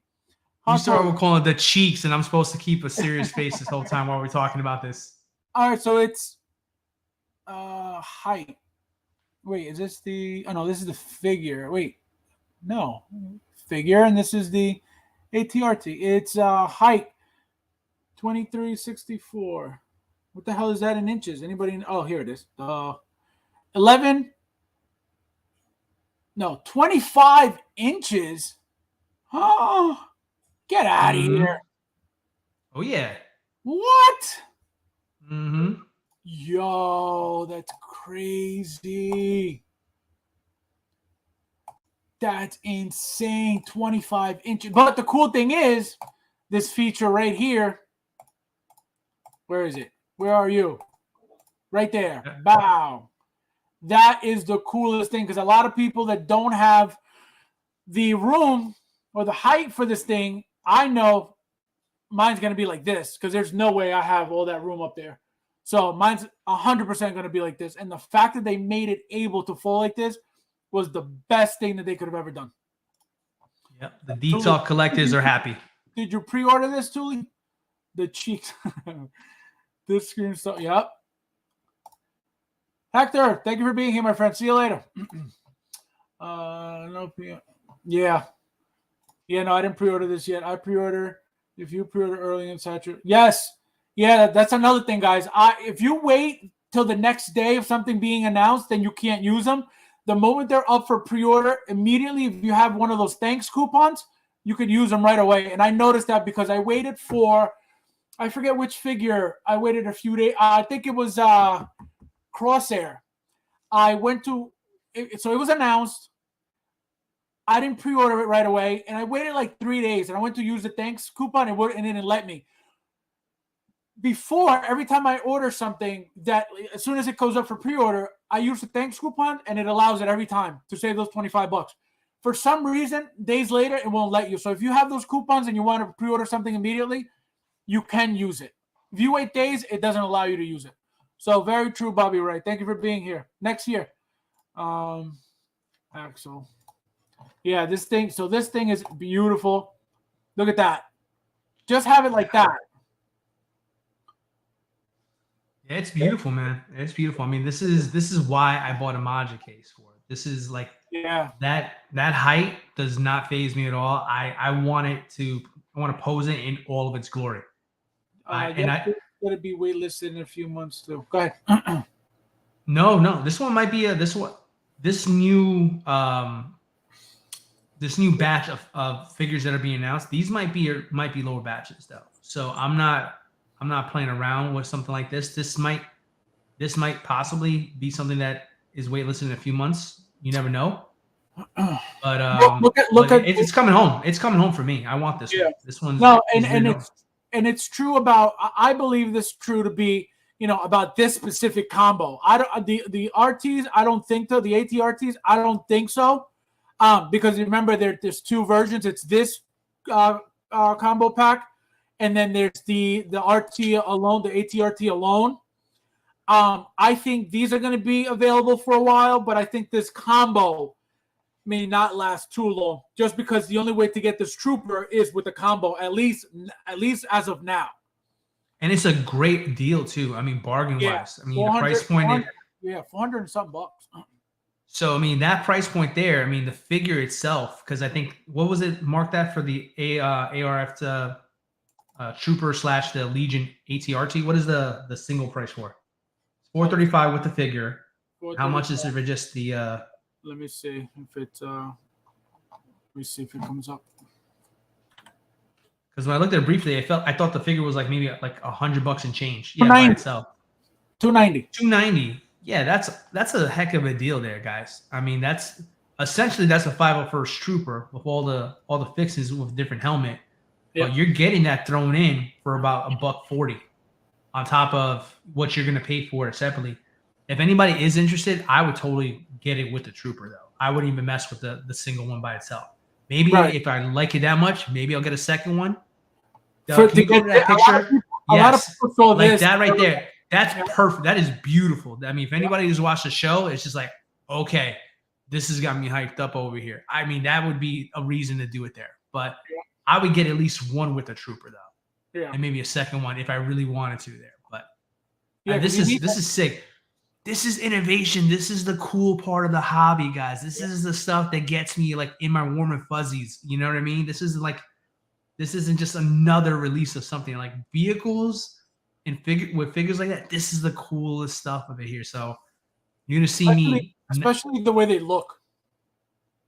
Yeah, I mean, it's just I just think of all the ways I'm gonna pose this and how many like pictures I'm gonna take with this here. Like this is gonna be a very fun thing to photograph for me personally. Yeah. I mean, look at that. That's so cool. That looks like it's straight out of a scene from one of the shows right there. Like the Trooper talking to the Trooper with their bikes are just parked right there. That is so cool. This is the fun stuff of the hobby I like for it. I mean, I don't know. I'm overly hyped. I don't even know how to use my words. You guys can actually tell this is genuinely me excited about this here because you know me. I always got something to say. This is just sick. I want it. I can't wait for it to come out. No, it's nice. Yeah, like I said, I haven't pre-ordered yet.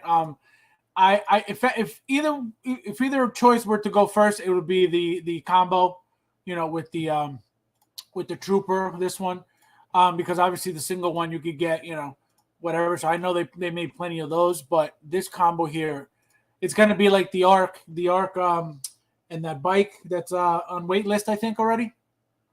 Yeah. It's not even out yet. And I think that's legit. I think that's a legit one, guys. Full disclosure. I know I'm always like, oh, it's going to come back. I don't think that's coming back. That's an expensive piece. Very cool. I don't think a lot of people pre-order that one. Yeah, not a lot of people, started getting into the Clone Wars when they first started with, the 501st and all that stuff. And then when they started seeing where it was going, I think a lot of people tapped out before it got out of hand because that's true too. Yeah, because I think what happened was they expected Hot Toys to only release a few figures, and when they saw what was coming, they were like, wait a minute, I can't get everything. So they just said, you know what, let me get out of this, let me sell all this stuff, and let me just focus on one line. And that happened a lot. That happened with a lot of people. If they were very excited for the line at first, but when they saw that they kept going and going and going, they were like, I can't do this. So they just sold everything. Yeah. Which is, again, why I think that, for specific example, Ahsoka eventually, will be a Grail figure because of things like that. Anakin, things like that. Maul, the troopers. I don't really, they made so many troopers that I doubt a dozen, unfortunately. Right. So, but characters like those, I think eventually. Look at that. How sick is that? You know how many people are going to do this? That's gorgeous. That is just really stinking cool right there. It really is. So many people are going to do that. It's going to be so nice. Insane. I'll pre-order it at some point, but like I said, I'm not in a rush really. Like Black Panther, as soon as she came up, boom, right away, pre-order. But this, not really. Just because I know it's not going to go, at least not anytime soon. Imagine it'll be the one time that I miss out on a figure after 10 years. I know, right? I was just thinking to myself, like, well, hold on. I just said it's possible. No, absolutely. And that's the thing. The likelihood, but I think you're safer here because this has 2 SKUs. It's got 2 SKUs to go through. It's got it's on its own and the one with the trooper. So I think you have a little bit more time because of that. If it was just this alone, is the only way you can get it, I think there's a chance this could have sold out fast. Nathan says now bring in the ATST and the AT-AT. Yeah. Thank you, brother. Preach. Oh my gosh. The AT-AT is gonna be sick. Oh my goodness. What about? I already got the Luke too. To go with it. You kidding me? Oh yeah. My gosh. What about this thing? What do you guys think about? Where did it go? Oh wait. So now I got to find it like a different. I guess so. Yeah. Yeah. Go to the waitlisted stuff there. Yeah, here. No, that's high waitlist. You're not gonna find it. It's hidden. So where? Just click on go to the top, click on Hot Toys, and then filter from there. Here we go. Let's see where you're at. Come on, man. I don't think it's gonna pop up, bro. No, I'm telling you, it's not. Where this guy? Go to the top. Yeah. You got to change out because you got ARC in there. Go to Hot Toys on the top of the page where it says "What's new Hot Toys deals." All right, go the long way. Sure, show. Go the long way. Wait, no, it did. It got rid of the Hot Toys thing. And then you said which one? Let's go to Star Wars. This filter. And usually it's going to be in the back if it's like waitlisted already. Like the last pages. And go to 4. This is going to be on this page. Here we go. There you go. They're both of them. This one. What about this, guys? Did anybody order this? You got the heavy weapons, and then you got this one. So it's this one, the heavy weapons, and Commander Apple. They're both waitlisted. Did you guys anybody get this?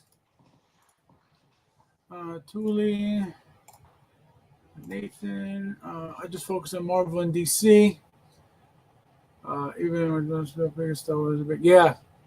Yeah, it is. What's going on, bad boy? Yeah, no, it's true. That is like I feel like it's a never ending, especially now that it's Disney. Yeah. Forget it. Forget it. Yeah, those things are really nice. And same one saying nope. Anybody else got this one? Look at this thing. No, these vehicles are really cool. Look at that. How sick is that? It looks amazing. Moises, what's up, man? Thank you for being here, my friend. Look at that. Beautiful thing. That's a sick shot, man. Look how sick that is. And the trooper it comes with is no slouch. That's a nice looking figure. Yep. Commander Apple. Commander Apple. Yeah, look at that. Did you order any of these or no? No, I didn't order this. I want the God, I can't remember the damn name of the ATRT. I think it's the one we were looking at a second. I like that one because it has height and it's not long. You know what I mean? Because I have the Scout Trooper.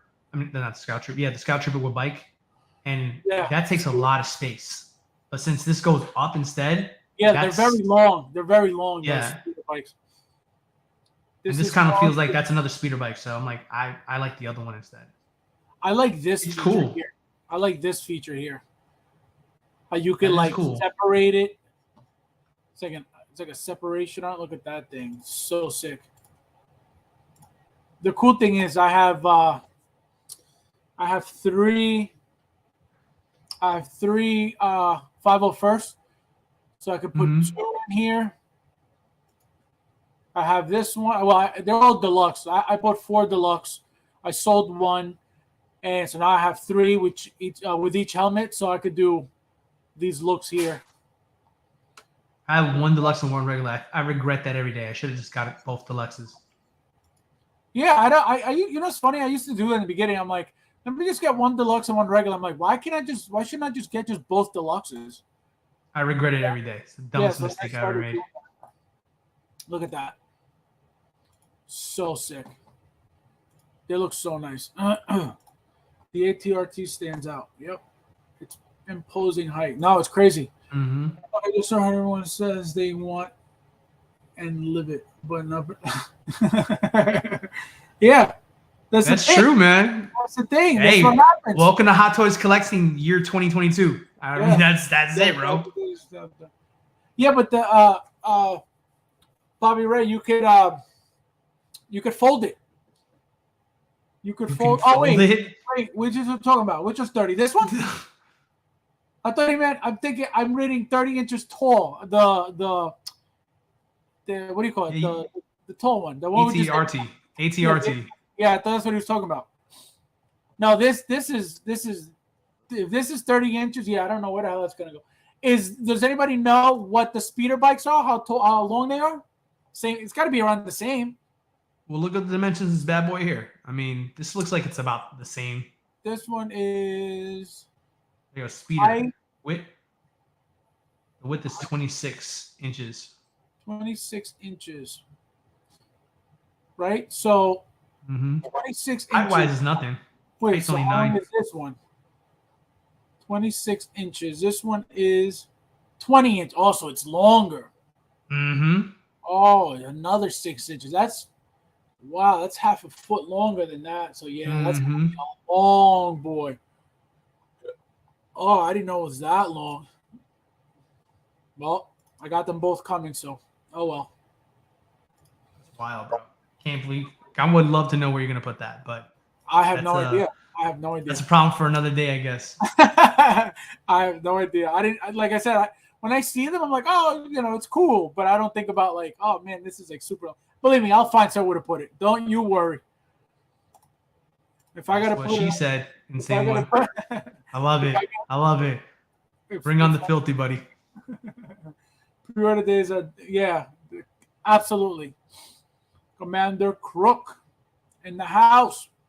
Yeah, no, those days are not many people are, especially if you're pre-ordering and then people wait till it's announced and ready to ship, and people are getting it for 30% off, 40% off, discounted, and you're the only one paying full price for this thing. It's like, why would I ever do that ever again? That's what she said. Unbelievable. You can put it in there. Yeah, never. That's mine. Like I said, I'm done ordering. Look how sick this looks. My God. I mean, immediately when you look at this picture, for me personally, the ATRT is what I focus on. Like that draws my attention in. That is just cool. I mean, Yeah. shout out to like you and everybody who's got the Bark Speeder, but for me, ATRT is the one I got my eye on. No, yeah, no, that's a sexy looking thing. Look at that thing, so nice. Look at that. These shots are sick. And then for the new release, bow. Who's excited for this? I know a lot of people were waiting for this. Don't tell me nobody got this. I know I did. Yeah, I know I did. A lot of people were waiting for this thing forever. All they did was complain about the jaw, complain about the head sculpt, complain. And here it is. Finally. Who's waiting for this piece? Anybody in the chat? Oh, Insane One. Nope. These deals are coming out of nowhere. The hobby gets bigger. No, that's the thing. I mean, I don't know if the deals get better because the hobby gets bigger, but well, I guess to a certain extent because more pieces mean if nobody's buying, then yeah, they got to get rid of all that extra stock. So I guess you're right. Bo-Katan is coming. Yep. Oh, you're getting her. Did you just get one or did you get multiples? I love Katie, but it's going to take discount when it does. Yeah, I mean, I don't know how. I don't know, man, because I think a lot of people are waiting for this one. So I don't know how long she's going to be on the what do you call it? She's gonna get the coupon, bro. Let's be real. She was. I'm confident in what he said is true because she came out and was announced when everything was like overly produced. So what are the odds that she would be the only thing that's underproduced? I agree with him on this one. Well, I think moving forward, we got to be careful. But yeah, I think you know why I think you're good. You know why I think that is because of a head sculpt. You know what I mean? I always think that for whatever reason head sculpts are not made. You know, they're not overly produced. I don't know. That's just what I. Listen, that's what Hot Toys wants you to believe, bro. That thing's gonna hit a coupon. I guarantee it. Moy says, "How many did you get? And where did you get it from? Did you get it from Sideshow? Or did you get it from somewhere else?" Thule, I don't know. Bo is doing it for me. I was supposed to. Thule. And we got season 3 ain't coming better. No, I don't know about that. I know we're gonna get different troopers from there, but I don't know if we're gonna get another one. Well, she changes the armor, man. You don't think they're gonna make it? Oh, if she does, probably. But especially, she's already, made. But and Insane One is saying that because there's been leaks. So I know. I mean, he's not saying it pull out himself. So yeah, I got you. Nice one. I know what you're talking about, man. Yeah, no, I didn't see that she was changing her outfit. I'm more excited. Oh, the power pose, King Shark. I didn't. Of course you didn't, Axel. He's waiting for the raffle. He wants to win again. I think he was the first winner. Actually, I think Axel was the first winner of the first raffle. Just one. Where'd you order from? I'm waiting on scroll. Oh yeah, those are good ones. That Wonder Woman. I can't wait for that Wonder Woman. Oh my god. But yeah, this thing is sick. I love this thing. I love the helmet. I love that it's a different design. It looks like a Death Watch combination with another trooper. That helmet. The helmet shape is ugly, but the design is cool.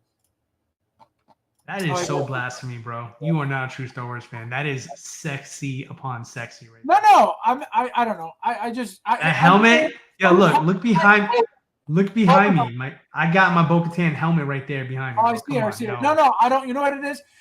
I love Boba Fett's helmet so much and Mandalorian's helmet. So when I see something like that, it's like it's cool, but this bucket shaped here, like it's too plain, it's too blah. Unless this here is like a dip. It looks like it is. It is a dip. Oh, it looks like it because it just looks. You want to see my helmet close up here? Because that is my favorite helmet. Hold up. Bring it. I want to see it. No, because it just looks. No, it looks black. It looks like it is not black.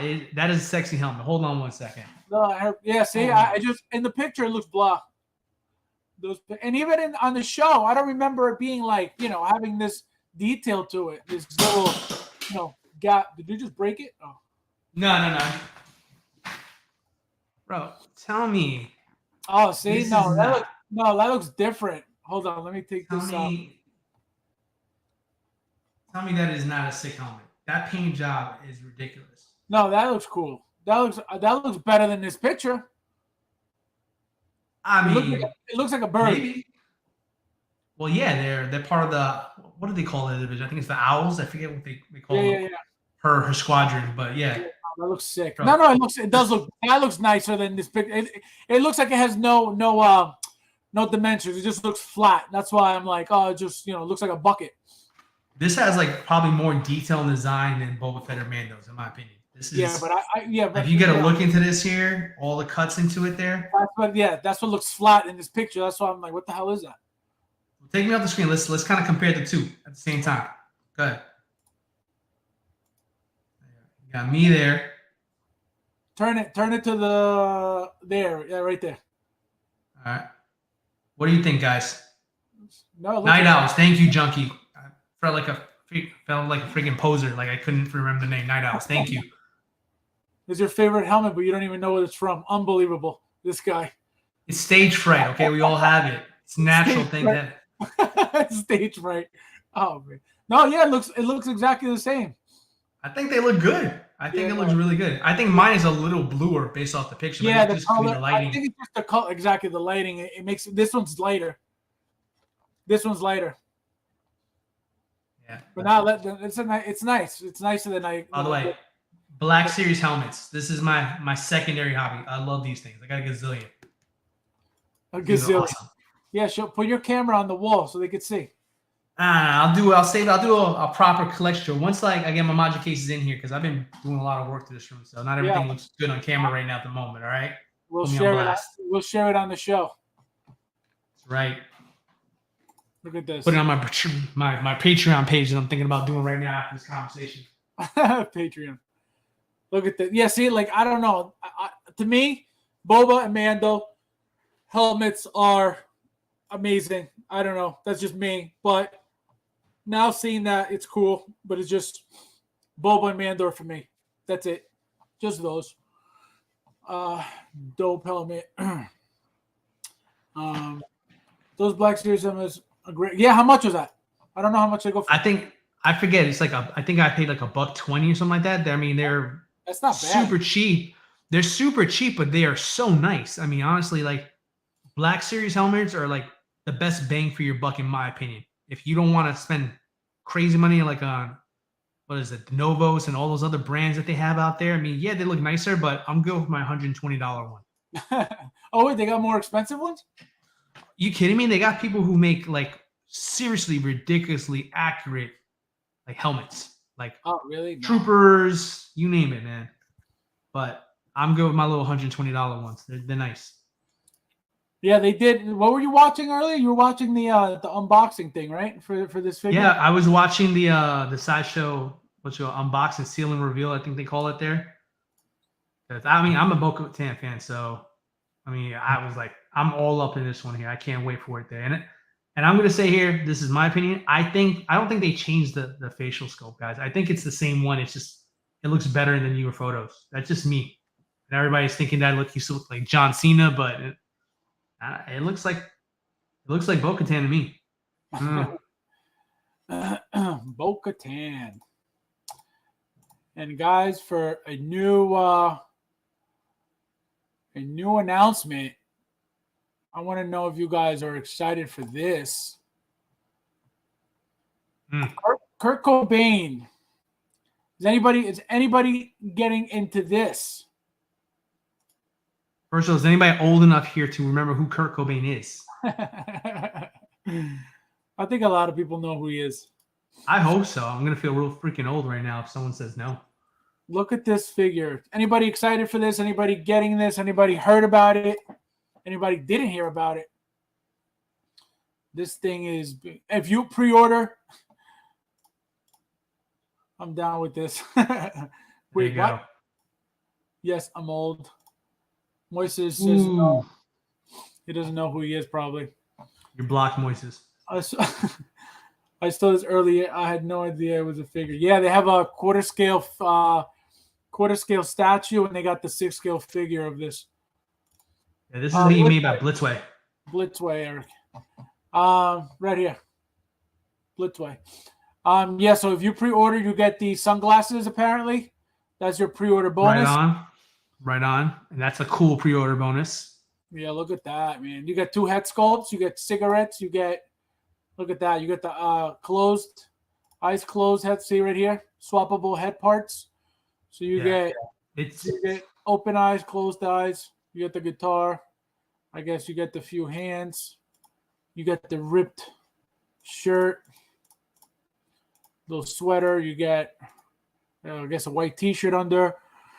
You get the guitar pick. You get a watch, cigarettes. You get the staff card holder.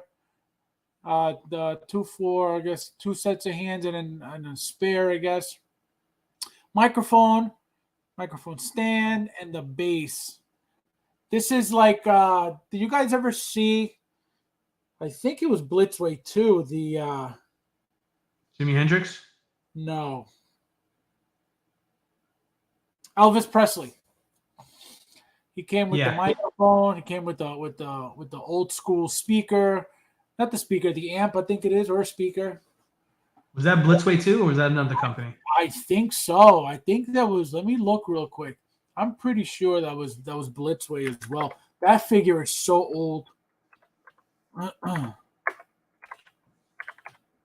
but I freaking want it so bad. Like, I don't care whatever the price is. I want that Kurt Cobain. That's just, it's that rare thing you get in your feels, man, when like you see a figure that is absolutely blows you away and you're just so damn excited that they made it. You don't care what the price is. Enterbay. Enterbay. That's what I thought it was. I thought it was Enterbay. Yeah, no, my God. You know when this figure came out, man? See, you get the microphone, you get the amp, you get the guitar. See, that's how I have mine like this. That's a very cool figure too. Oh, this thing is beautiful. But you know what though? I'm glad this is being made because I am so glad that we're getting something besides superheroes and Star Wars troopers and all that stuff.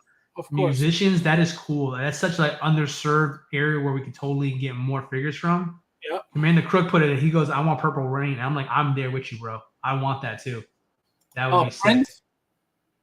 Yeah, man, Prince. You kidding me? I would definitely want a Purple Rain Prince. Yeah, no, that'd be a good one. I want Purple Yeah, no, that's a good one. That would be a great one. Are you into music, Fabs? Do you like music? You kind of a buff? I like Prince. I like a lot of his popular songs. Okay. But I would also want a new Michael Jackson because I only have Thriller Michael Jackson and Billie Jean Michael Jackson from Hot Toys. I don't have. I have zero. Yeah, no, I want the personal bad problems over here. I want the bad Michael Jackson, which I right now, if you were to get that Michael Jackson, it's probably so crappy, but I want it so bad, and I almost got it too, but I was like, to go backwards now for I think it was like $500. I was like, is it? And this was years ago. Let me see. I think it was this one. I was like, see, $500, and this was years ago, and I was like, man, do I really want? He looks like Edward Scissorhands with his outfit. I was like, man, do I really want to go back now for this? And I'm telling you, I almost did, but I was like, what is the body going to be like now? I was like, is it going to be, and you could display with the T-shirt or with the white shirt, and get the different looks. And I was like, do I really want to? And I was like, you know what? I said, I'm not going to bother. And I never got it. It's a DX too. But this is that's sick, man. I wanted to make other artists though too. I mean, Michael Jackson. I mean, that's either you're a fan or you're not. But I mean, right. If there was somebody else, I want this Kurt Cobain bad. I want it bad. But I'm trying to think to myself, and then the in the chat, what do you got? Who would you want as like a musician for a company like a Blitzway or somebody else to make here? For me personally, another one I would definitely want is I would want a Johnny Cash. I would want a Johnny Cash. That's a good one. If you know. Johnny Cash would be my pick. Ooh, damn it. I spoke too soon. Commander Crook took my answer. Eddie Van Halen. Hell yes, dude. Oh, Van Halen. Metallica. Oh my gosh. We're killing it now. Metallica, that would be sick. Who else? Well, you mean like the whole band, Nathan? Like, or just like Lars or somebody else in the band there? See, Beat It. I forgot about Beat It. No, I have Echo Billy. Lavo- yeah, that's cool. Snoop and Dre. Oh my gosh, yes, that No would be amazing. way. They will not. What? Oh, well, I mean, you never know. Do you No, think they would ever make Snoop and Dre? They would. no, not that. I Not would that. buy that. No, not that. I'm thinking Hot Toys. That's why I said they would never make that. But I didn't mean, I didn't mean that. I don't want it. I meant, Nipsey Hussle would be cool. I don't know if that one would be made, but I'm with you on that. Actually, that would be dope. Sinatra, good one, Junkie. I like that one too. This is definitely not Hot Toys, is it? This is not Hot Toys. Oh yes, it is. That looks like. See, so I don't have Billie Jean. I have Beat It. I have the Beat It version. I don't. This is the one I don't have. I don't have Billie Jean, and I don't have. Hell yeah. Tupac, oh my God! I don't even remember this thing ever being announced. Yeah. Look how old this thing is. How much Tupac, is it? Biggie. $800. I'm good. Run DMC and Aerosmith. That would be sick. Combo pack. Metallica, Snoop and Dre. Oh no, Beastie Boys. Beastie Boys. I get a Beastie Boys in a heartbeat. We need what's his name? Oh my God, what's the other guy? What's his name? I can't think of his name right now. He was married to J-Lo. Mark Anthony. We need a Mark Anthony. Yeah. Nipsey Hussle, this guy. Give me some good ones in the chat. I'll probably be good. Oh, Metallica drum set. Drum set not included. Exclusive. Do you remember that movie? It was what the hell was it? It was something Nick and Nora's Infinite Playlist. I remember that one. You got a band, drum set not included, drummer not included. Oh man, Tupac. Oh, yes, Tupac and Biggie. Somebody has to make them. Somebody made a custom Tupac. A couple custom Tupac. I've seen a couple really good ones out there. Oh, they look amazing with the baggy pants and the Timbs. Biggie would be a nice one. Slash with the hair. Slash. Rooted or sculpted hair, Tuli. That's gotta be good. There's no way I'm gonna fix Slash's hair. Yeah, I'm telling you. Because you know what? It's so old that I didn't even remember. I didn't even know that the Billie Jean version was ever made. I thought that the one I had was Billie Jean. I have the Beat It version, and I didn't even know this thing existed. That's why I didn't know if it was Hot Toys or not. But it's the Billie Jean tour version. I was gonna say that's not Billie Jean, but it's the tour version. So yeah, it's different. Yeah, this is. Look at this. Oh man, this is so old. Mandalorian Huntress, how are you? Thank you for being here. Nathan, Run DMC. That would be a good one. That would be an amazing one. Doesn't Entebbe have Tupac? No, not that I know of. I know a third party, not even third party, actually. It was a custom. Queen. Yeah, Queen. Well, what's that company? Don't they have Freddie Mercury already done? Yeah, they did. They already make Freddie Mercury? It's a sister company for what is the big, because it's this one big company, and then their smaller company made Bob Marley, Freddie Mercury, what's his name? The guy from what the hell is his name? He recently died. David Bowie. That company made all three of them. Bowie would be such a cool one to have. Yeah, actually, let me show you. I'll show you the company, and I can't remember the main company. David Bowie. Come on. This would be cool. I know a lot of people would definitely go for this company. Wind City Studios. They're bigger company, and they made two versions of this guy. See Bob Marley here. I remember seeing this. Yeah. Yeah, but I forget. Oh my God, I forget the name of the main company. It's not Social Toys. It's not Toys R Us. Actually, it is Social Toys. And the reason I just remember that is because I asked Kit Chen. I said, Kit, do you have these? Because when I saw Bob Marley, I was like, oh man, this Bob Marley's sick. So I said, Kit, do you have these? And he goes, no, because they're made by the smaller Social Toys company. Obviously, he doesn't deal with Social Toys, so that's why he doesn't carry this. So this is the Social Toys, sister company or whatever, their little sub company. It's very cool, man. Oh, this is sick. We need more musicians in 1/6 form. And there's I would. another version of David Bowie. Let me show you. Where'd it go? Yeah, there's another version. He came out with two versions. That outfit, and then there was another, and it was him with long hair too. Let me see. Wincy is the name. Let's see, Wincy. Yeah, that'll be more musicians is right. Where's the other one? See, there's Freddie Mercury. He came out with two versions as well. There were two versions, one with the jeans and the tank top, and then this one. And then where the hell is the other one? This is a great movie for anybody who's never seen it. Labyrinth. My God. That movie is amazing. That's the Yellow Jacket. Yeah, I don't know what happened to it. I guess it's sold out. No, I don't think so. But yeah, they made two versions of that. It was the tank top and jeans one with the armband, with the arm thing he's got, that metal spiked arm thing. It looked like this. The other version was like this. I got you, man. But man, get back on track, man. The comments is giving you gold over here. Look. Yeah, no, I just Janis Joplin. Come on, bro. I get stuck in that. Let's see. Not a huge fan, but Kiss. Oh my God, Kiss. Yes. You guys are fire tonight. Money. Custom. D-Lo. Boo! I gotta change my picture. I look too grumpy. Oh man. Next to Kurt. Yeah, man.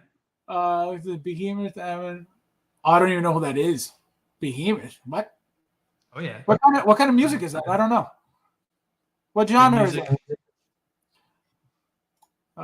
Commander Janice. Who's that? I don't know who that is.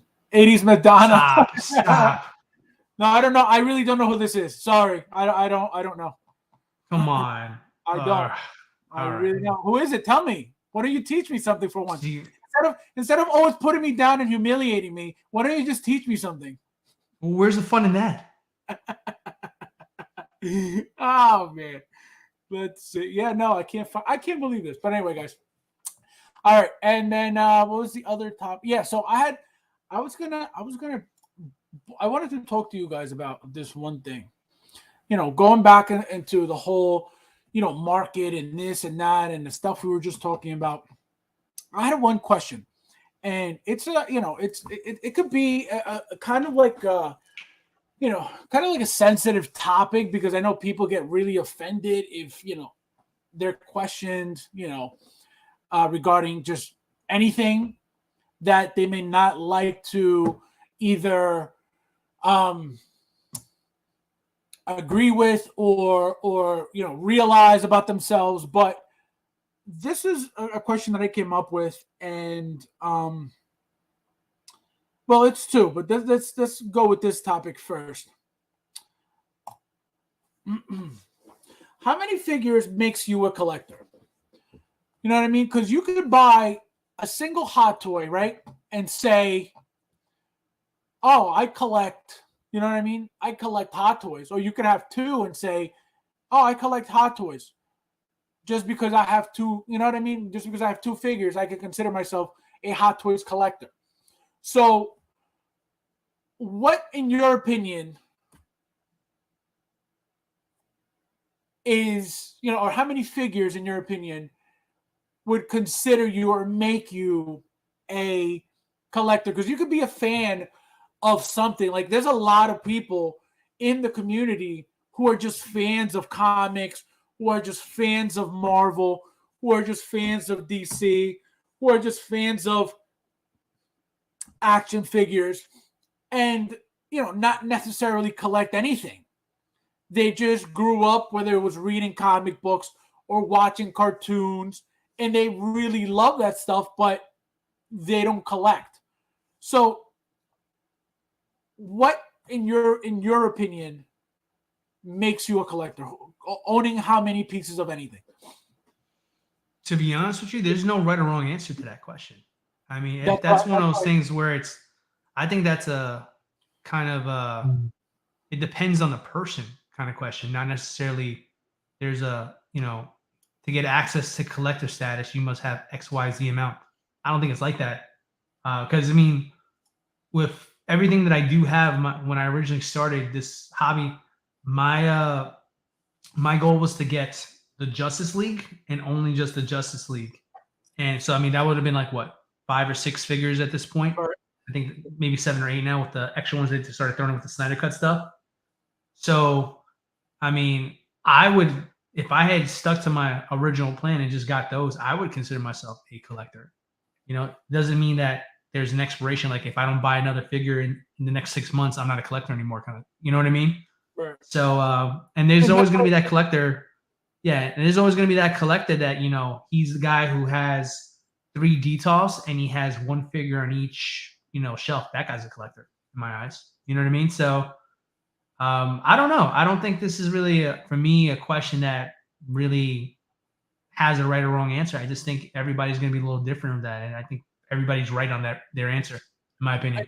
And that's why I wanted to bring this up because, you know, we talk about, and not just you and I, we as, you know, as a community, we talk about, you know, we say that we throw the word collector around, you know, constantly, collector, collector, collector. But what makes it so having, you know, 1 figure and being a fan makes you a collector pretty much? Why not? I mean, I'd say that there. I mean, collecting is just an extension of your fandom for something that you've watched or you've read or anything like that. So anytime you get anything from, you know, that IP, that is, oh, look, someone just put something exactly I'm just about to say here. So yeah, so anytime you get something from, you know, an IP that you care about, that automatically, in my opinion, makes you a collector. It doesn't have to be even a figure. You know, I got a helmet, a Bo-Katan up there, you know? What am I going to do with a helmet? Wear it? No, I'm not going to wear it outside. Right. So, I mean, so owning that helmet makes you a collector. If you don't have anything else but that helmet, you would be considered a collector?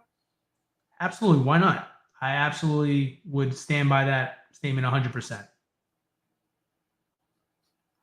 Nathan says, I was just going to get a couple of hours so I can now receive the 6 gift figures in them. I feel his pain. That's me too. That's me too. That's what I was asked. I wanted to see what, you know, what people in the community, you know, thought about, because again, we throw that term around 24/7. It's, you know, that what is, you know, this collector, but it's like we know that, and this is why I brought it up, because we talked about this earlier. There are different like that, you know, it ranges from there's levels to this, no doubt. There's no doubt. There's levels to this for sure. Your you know, your what's the word?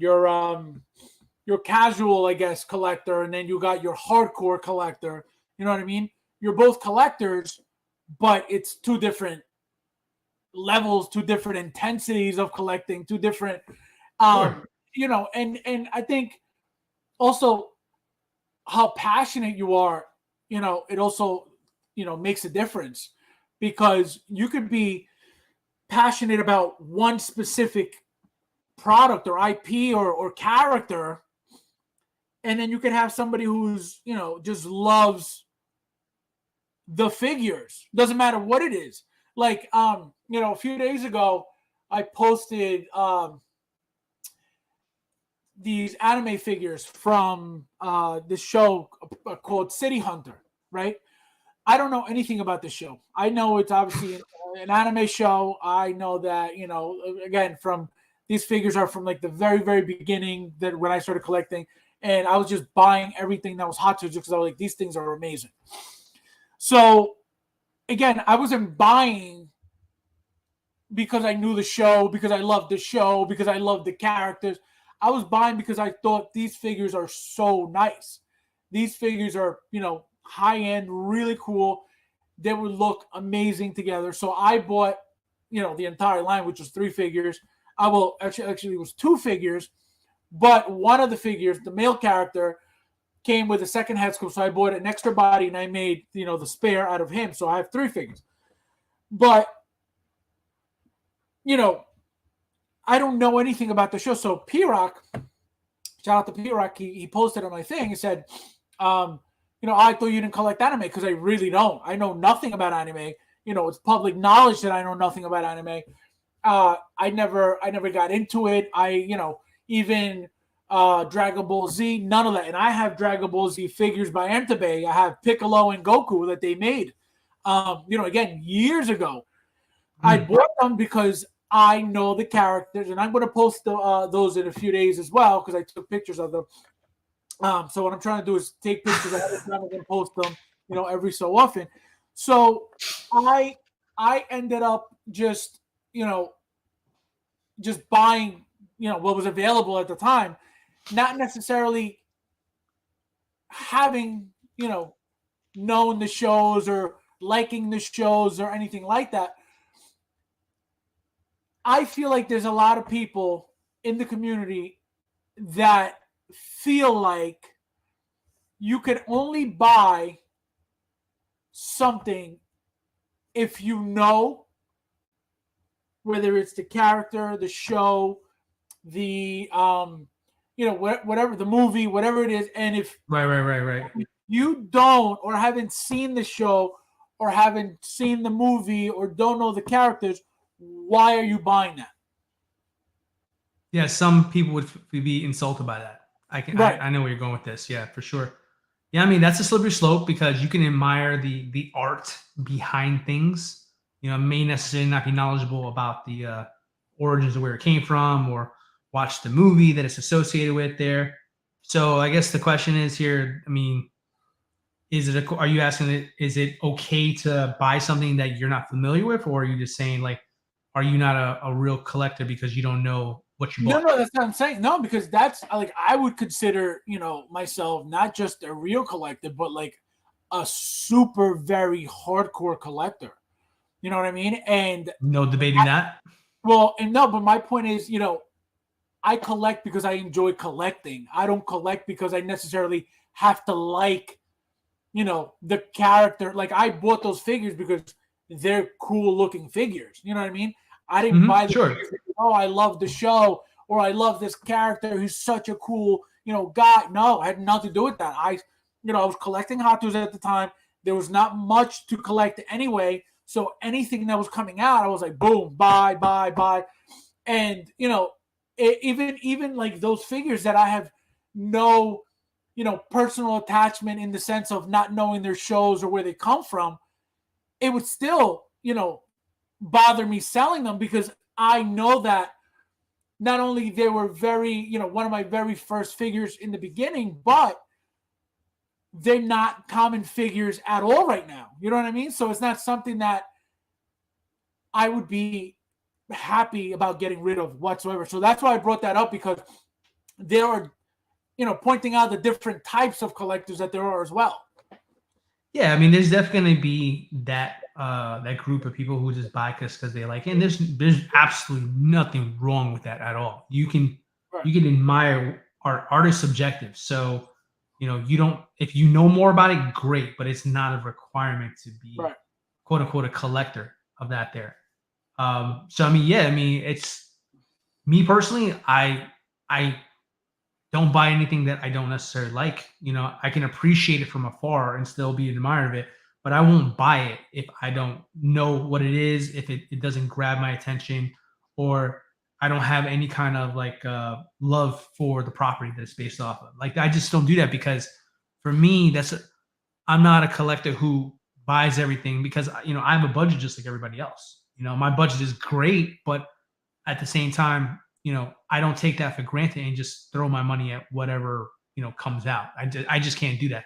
And I'm not saying that's what you do either. Like I said, we got two different philosophies on that there. But I think at the end of the day, the majority of collectors would probably lean towards, collecting something that you care about and something that's, more to your focus than just collecting anything. So I think that ranks you in that echelon of collectors who maybe like, I'll just say his name just because that's the only person I can think of that kind of compares to what you got going on, like a guy like a Justin's Collections for the collectibles or whatever he calls his stuff. But I mean, that guy buys everything there. I severely doubt that man loves every figure in his collection. But I mean, I don't know the guy, but I'm just assuming that there, he's marketing the stuff for us to see. But yeah, I mean that's the rare air. That's the group of people who, it doesn't matter what it is, I'm going to get it either way, and that's good for them. But for small people like me, like D'Lo, I'm just going to keep collecting what I like and I love and stuff I know, because that would probably be the first thing I sell, to be honest with you. If I go to that realm of buying something that I like because I appreciate how it looks from an art form, but I don't have an attachment for it, that would probably be one of the first things that leaves my collection. And at that point, I'd be like, why did I even bother? Does that make sense? Yeah, no, I get it. Commander Crook says, to be a collector, you must have squired, I guess he means acquired, a collection of something. So I say at least 10 to, yeah, I mean, I would always expect, to have something, you know what I mean? Like, you have to have something. And it could be, it doesn't necessarily have to be the same stuff, but I think that, like, for example, you could have, maybe one or two Funko Pops. You could have, collectibles from like those video game, like those, collector's editions, video game pieces that like come in, you pay $200 and you get the extra little accessories with the video game. I think that you have to have something. I don't think you could just say, I'm a collector and not have anything. You know what I mean? I don't know. I don't think that would work. But I don't know if this specifically has to be a limit or like a minimum, you know what I mean? Or a bare minimum of having anything to say you're a collector, but you have to have something. Yeah, I mean, for sure. If someone does some figures, yeah, of course. Two, but then again, I guess 3 figures, so you're not considered. But that's another thing, you know what I mean? Like you could have stuff and say to yourself, "Oh, I'm not a collector. I just like these things." You know what I mean? Like that's another way to look at it too. I say if you think you're a collector, you're a collector. That's where I'm gonna leave it at that. So number wise, like I said, there's no right or wrong answer to it there. And other people are gonna have opinions about your collection too. It just depends how you identify is what you're saying. Gotcha. Yeah, I think that's where it goes. Yeah, like you, Fabs. You know what I'm talking about. Colors you Bugatti, baby. Top G right here. My dad collects grandfather clock. He's building more now. Yeah, but those things hold value. Those grandfather clocks, forget it. You could make tons of money at reselling those things. Those things are classics. They never lose value. They never, go out of style. Millionaires right now buying mansions, they still look for these grandfather clocks. It's kind of in the eye of the beholder. Personally, yeah, it's true. Did Pure this guy? I was dying when I saw that live. I mean, I almost spit out my water. I was going to drink. He always does stuff like that. I call this a hater. Commander Crew. Once you've amassed a large amount of something, you're not collecting. That's a good way to think of it. Yeah, that's true. That's a good way to think of it. That's a good point. Just definitely has fun reviewing our. Oh, of course. I was going to be a collector with a hair color. Nah. I was going to be that collector with a hair. A couple details. Now I am. I don't get it. Now I am like. I get that part. I understand that one. Okay. You gotta post. I want to see your collection. You gotta start posting in the group some more. That's another thing. A lot of people don't. They have these collections like. And I guess I understand because I was like that at one point too. I don't know if it's, they don't want to, they feel self-conscious about what they have. They feel like, they don't have enough compared to other people. They feel like, it could be better. They're not satisfied, with themselves personally. So I always wondered why, again, and I used to be that person. I used to have, at one point, I had already over 100, already over 200, already over 300, 400, 500, and I was not sharing anything. You know what I mean? I was not sharing anything. And it wasn't out of fear. It wasn't out of, like, oh, like, there's people that have more than me, because I never really saw anybody that had more than me, just in general. But it was just because of who I am as a person, being very private. I don't like, showing off, or at least coming off like I'm showing off to people, or rubbing things in people's faces, stuff like that. So that's why I never, and people in the community would tell me, listen, you should really post your stuff, blah, blah, blah. And I'm like, nah, I'm good. And I never, I did it when I wanted to. I did it when I felt like, it was time to do it. It wasn't like I was pressured to do it. It wasn't like I felt like, I need to show people that, I have this much to compete with them and show them that I've never been a competitive person in that sense. Because at the end of the day, especially now, in my opinion, I have no competition when it comes like that. I've seen some great collections, over the years. I've seen, and when I say great collections, I mean not amounts, but how they're displayed. And I think that's where, I personally feel that my collection has to take that next step, and where it's going to level up in the display aspect. I think that once I get into module cases, I think it's going to really, really elevate like, I already know, like, I have a ton, like, that doesn't phase me. But I think it's how, again, me personally, I think once you have it displayed a certain way, I think that's what makes the collection even that more impressive, because you could have, 100 figures, 50 figures, but if you have a sick display, that alone will, kill a display of 500 figures that are just overcrowded, overstuffed. You know what I mean? So I think displaying is a big deal. What do you think about that? Yeah, I agree. I've said on here a couple of times that there's times where I remember, my beginning of my journey where, I started off with a couple of detox and a few figures here and there. And honestly, I think that's when my excitement for the hobby was at its highest, because every figure had a spotlight there. And I think that's exciting too. So, as I've grown as a collector, as I've collected more, it's just one of those things where now I need to upgrade cases there. And it's just, yeah, I agree with everything you said, man. I think that was well put. And then one more topic before we do our figure of the week, because of what's going on with, again, going back to the discounts and going back to the value of what's going on with Hot Toys and stuff like that. Will some third-party figures or companies become more valuable than Hot Toys and some of the Hot Toys figures? What do you guys think in the chat? Let me know. Type in what your thoughts are. What do you think, Dilo? I think before I answer that question, I just want to make an announcement. We've been on for about 2 hours now, and I'd be remiss if I didn't remind everybody to smash that like button and hit subscribe. I forgot to do it last week, but I wasn't going to forget it today, suckers. You got to subscribe. I don't do this shit for free. This guy. All right.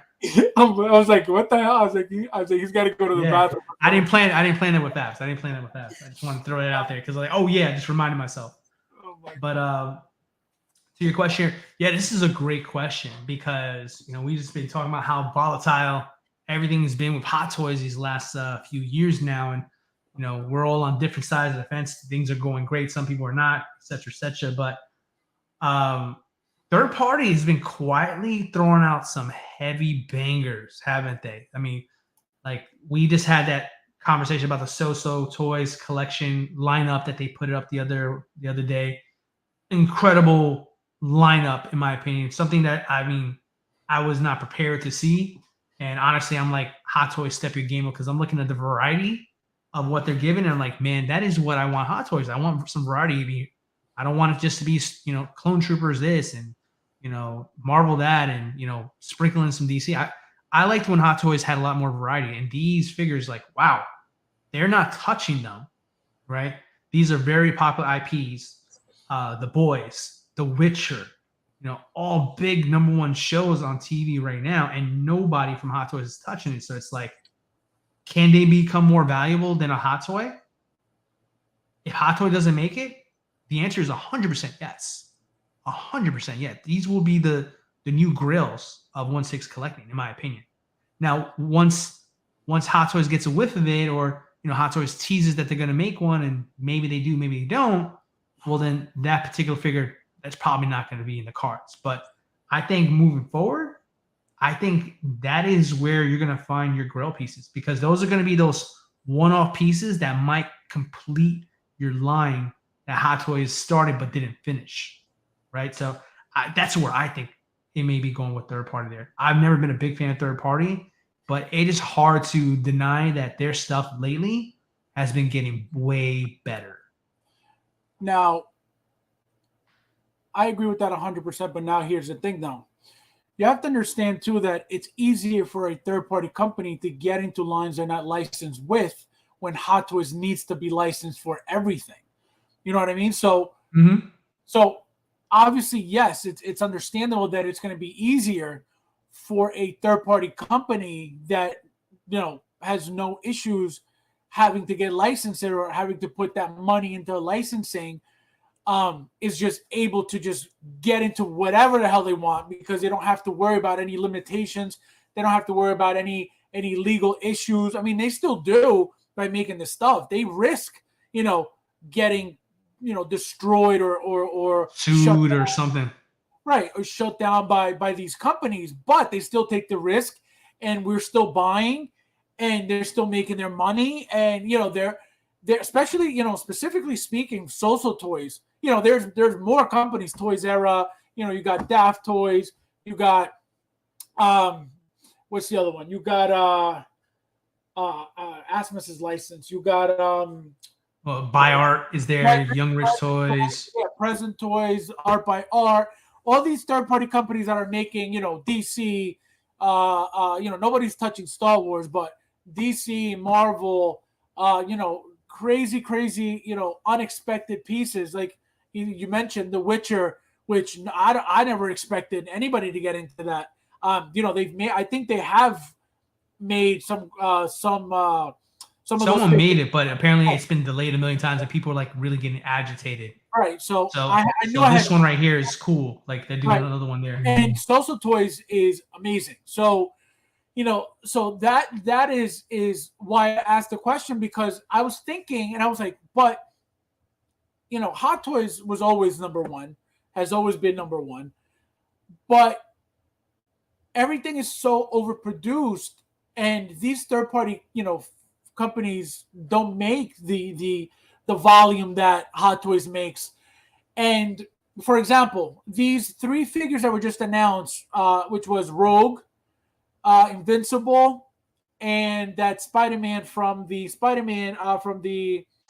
Avengers game, from the PS4 Avengers game. It was 500, and then I believe Rogue was 400. So if that's the case, limiting those figures, yes, they're third party, yes, they're not licensed, but are people still going to be looking? Because remember what happened with Gambit. Gambit was limited 300 pieces, sold out immediately, and then they redid a second batch, right? So are people gonna, and people were paying, the figure was $170, I think, 160, 170, whatever it was.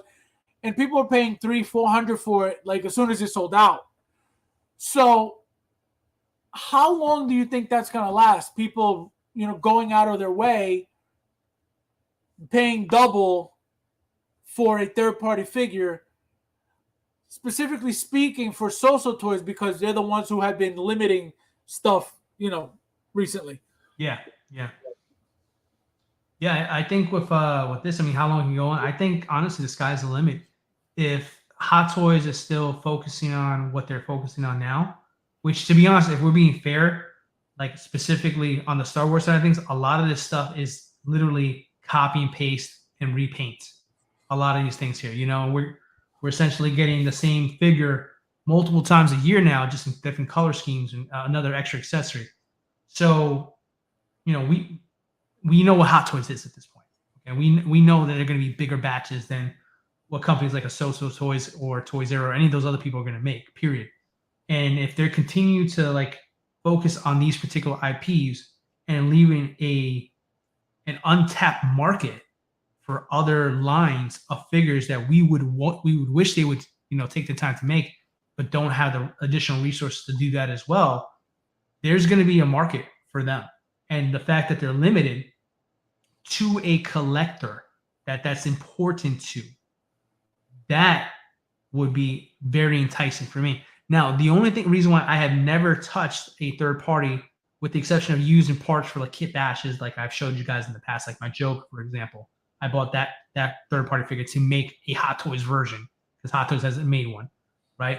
But aside from that, I've stayed away simply because I have that fear that if I were to purchase said product, Hot Toys will then go ahead and release their own version that would be superior to the one I just bought. But it also seems like I said a moment ago, Hot Toys seems to be very busy with their own lines, and every once in a while they'll throw us a bone and make something unique again. So with it being limited and it's catering to figures that we're not going to get from Hot Toys, I feel like those are becoming the new Grails, slowly but surely. Because even if they say, like, for example, the Cajun Car Dealer, the Gambit that they produce, you said it was 300, 400. I'm sorry, I didn't hear I forgot which one you said, Yeah, but 300 pieces, yeah. 300 pieces, right? And they did a reissue, right? Even with them doing a reissue, those are still lower numbers than what Hot Toys would produce their weakest figure. Yep. And on top of that, you still know the number of how many exist. So it's still not a bad deal at all at the end of the day. And the value. And the value. It may not be automatically 400 or so, but given with time, and there's no other rogue out on the market, for example, in the next 5 to 6 years, because Marvel has to come with the movie and Hot Toys has announced a figure, and then it takes 2 to 3 years for the figure to finally come out. You still got a window that if, push comes to shove, no one else has a rogue but you can sell it and you can make your money on that, So yeah, I think that's an awesome question. That's probably my favorite question tonight so far, Fabs. And I think third parties are going to be more valuable than Hot Toys. Yeah, no, like I said, I was thinking about it. I was like, is this where it's headed? And that was actually going to be, one of my topics too, was where are we headed? Because I feel like, and I'm bringing this specifically because of So Toys, bringing, giving us that whole silhouette of the whole, all those figures. I think it's 9 figures that were announced or teased, and again, knowing that, one is 500, the other is 400. It's like they're really creating what we want out of Hot Toys, but they're doing it, with a third-party company that we really like to purchase from. You know what I mean? It's not like it's a third-party company that makes crappy stuff, and to get us to buy their stuff, they have to do something like that, which, is a tactic to get people to buy limited things, especially, they have to watch streams and they have to be in groups, seeing what people want out of the community and the hobby and all that stuff. So they're doing their research, and I think that's where they're coming out with these limited numbers. So, they could easily, be making crap products and say, oh, there's only, 300 of these made.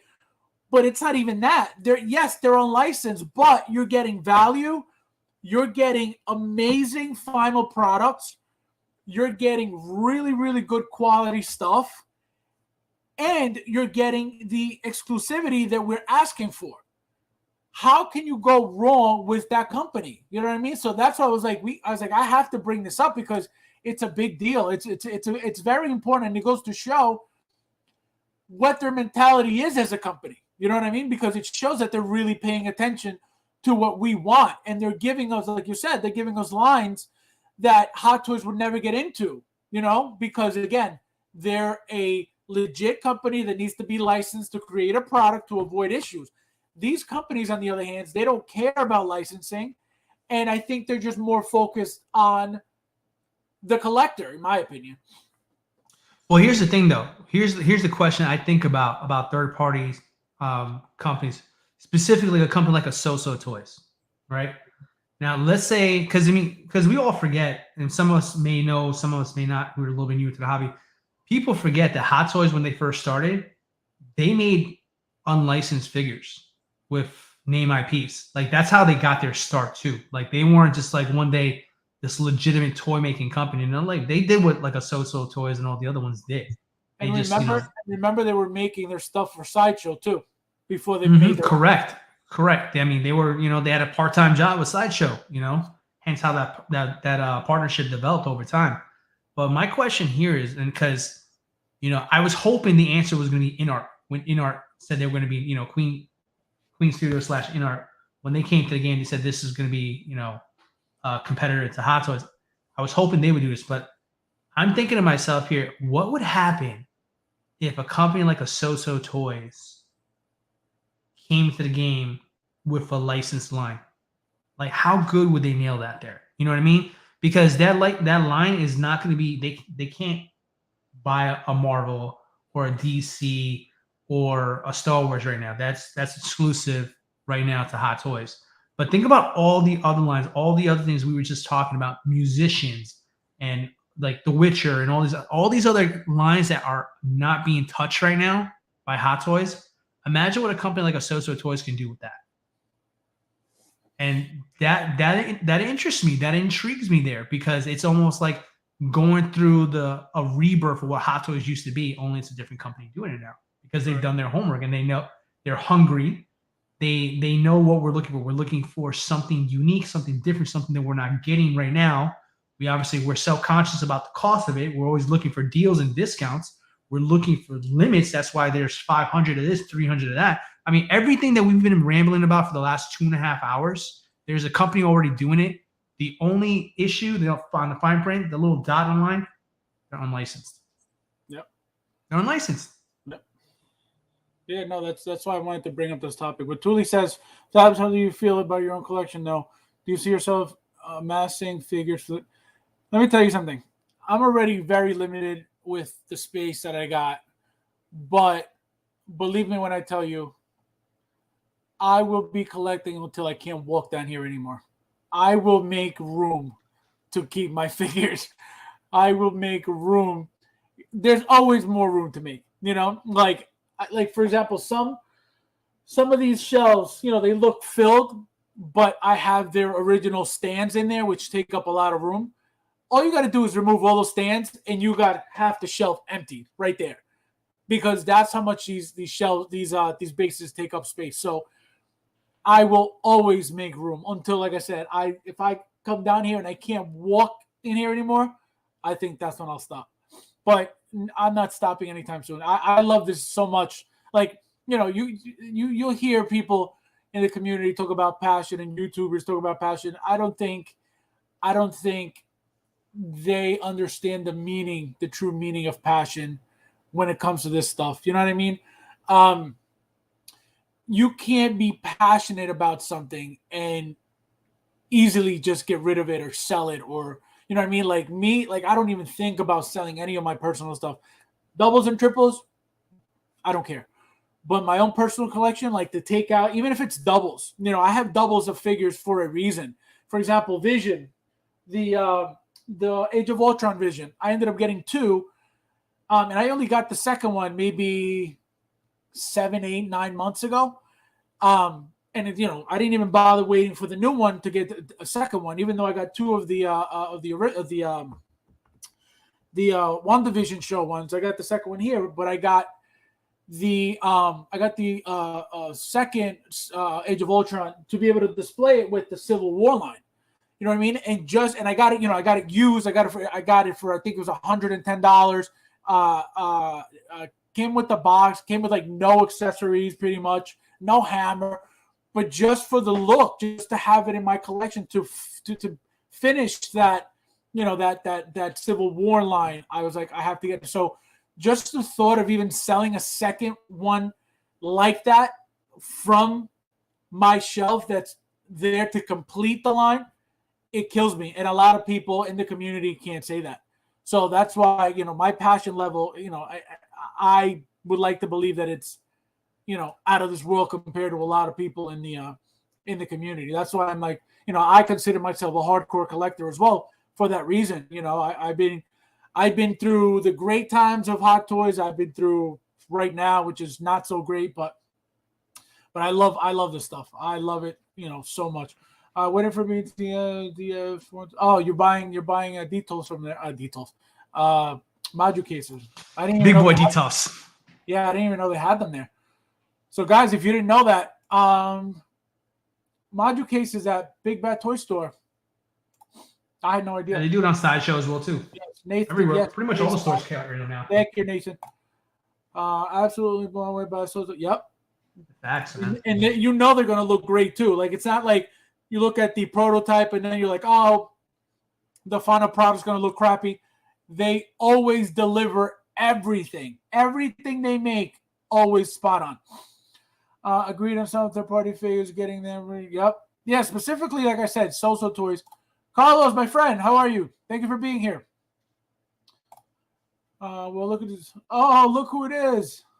Who showed up, huh? You made it. You made it today. You couldn't ditch us another night. Selfish. Yeah. So all right, guys. So last topic of the night. My favorite. Bow. So. All right, let's go. Let's go. What do you have? What do you have tonight? I got something special for y'all tonight. See, my biggest pet peeve as a collector is wasting a second head sculpt. Yes. I hate it. It's such a pet peeve of mine. I think it's just such a shame when you got a beautiful, sculpt in the box just chilling there doing nothing. So when I can, I do my best to maximize, my purchase, and I go out there and I try to create a figure of my own. So you guys are already seeing my my custom Nightmare Joker, right? You see me do that there. So I was not here for the last one, so I decided to bring out not just one figure, but two figures here. So I'm going to start off with what I was going to bring out last week, which was showing off my new Bruce Wayne from BVS Kit Bash here. This is the Topo Toys Kit Bash kit there. Let me tell you, I have Kit Bash this Bruce Wayne many times. I've done the beginning scene where he's wearing the blue vest and he's running into the smoke in the buildings in the first part. I've done the Justice League one with the Daft Toys set. This is hands down my favorite look for this particular Bruce Wayne, because this feels like this is Ben Affleck's like Bruce Wayne, like the savvy, like kind of almost like a pimp. Let's call it what it is. He almost looks like he's got this G look to him. You know what I mean? Very fancy, very like I'm a snobby billionaire. He looks legit, like classy ass. You know what I mean? Like very sharp there. This is a very sharp one. I mean, the other one's cool with the trench coat, but this one has style. I like this one. So this is my new favorite version now. But also, not to be outdone, I also promised you guys a second one. So I decided to reuse my Christian Bale for my DX19. Another great one here. A little baggier than I like it to be, but I make it work. You see, I got a flare up over here. You got to do what you got to do. Sell the look. There you go. This is my, Bruce Wayne from The Dark Knight as well too. Another great suit here. This is an amazing head sculpt, and this is obviously an updated version because they've done his head sculpt multiple times, but this is hands down the best one they've ever done. And I said, there's no way this is staying in the box. So I was like, you know what? Found the cheap body, found the good looking suit, slapped on the head, and there you go. Now you got a Bruce Wayne. So something I always like to do. I don't like to waste what I buy. So if I can make another figure out of it there and it looks legit and I don't look like an idiot putting it together, it's going inside the case. So there you go. My two Bruce Waynes. What suit is that one? The Christian Bale. The Christian Bale is the Daft Toys suit. So yeah, that's a. There's other ones out there as well too. I forgot. Is it Topo or no? It's Pop Toys. Pop Toys does the other suit as well too. I think it's better. It looks better now, But at the time of pre-ordering this looked like it was going to be the better suit. It's just a little bigger than I like it to be, but still nice.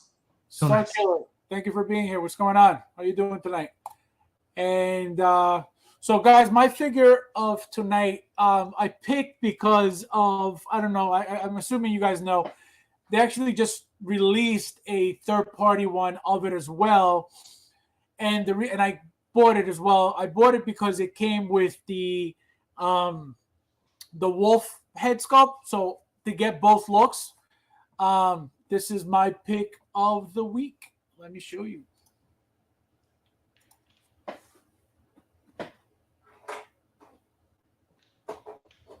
So this is the Asmus, the mask character. I picked this, like I said, they just recently released the third-party one, and it came with the second head sculpt, which is that wolf head from the bar scene, from the Coco Bongo Club, when he's whistling while she's dancing.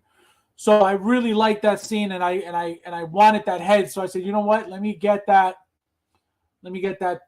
other one so I could display the other head. So this one is, like I said, Asmus. Comes with the mask. They've made, I think they made another one. I don't remember. Here's the mask. Really cool. I have it on the finger just because I don't want it to get lost. And it comes with Milo. Comes with the second head sculpt. Open mouth. I like the other one better. This one I didn't like too much. So that's why I have it there. And it comes with Milo, the dog, for you guys who know the movie. So he comes with a magnetic base. So you attach it. So it comes laying like this. Or you could get this look as well.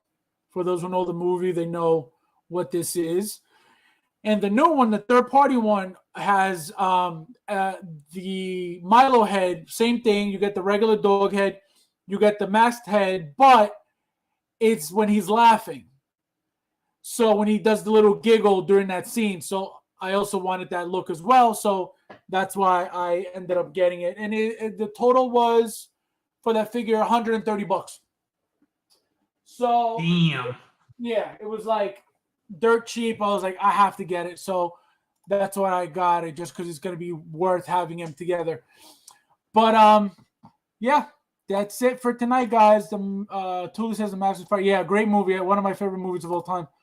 Looks dope. It's smoking. Yep. All right, guys. So thank you guys again, as usual, for being here with us every Tuesday. Again, we'll see you guys on Saturday, probably 9:30. Hopefully all the guys will be in with the International Collector Senate. Hopefully Graham will make it this week. He left us hanging on Saturday. He was supposed to be on, but he said, screw you all. And so, again, thank you guys always for being here. He said he had to wash his hair. That's what he told us.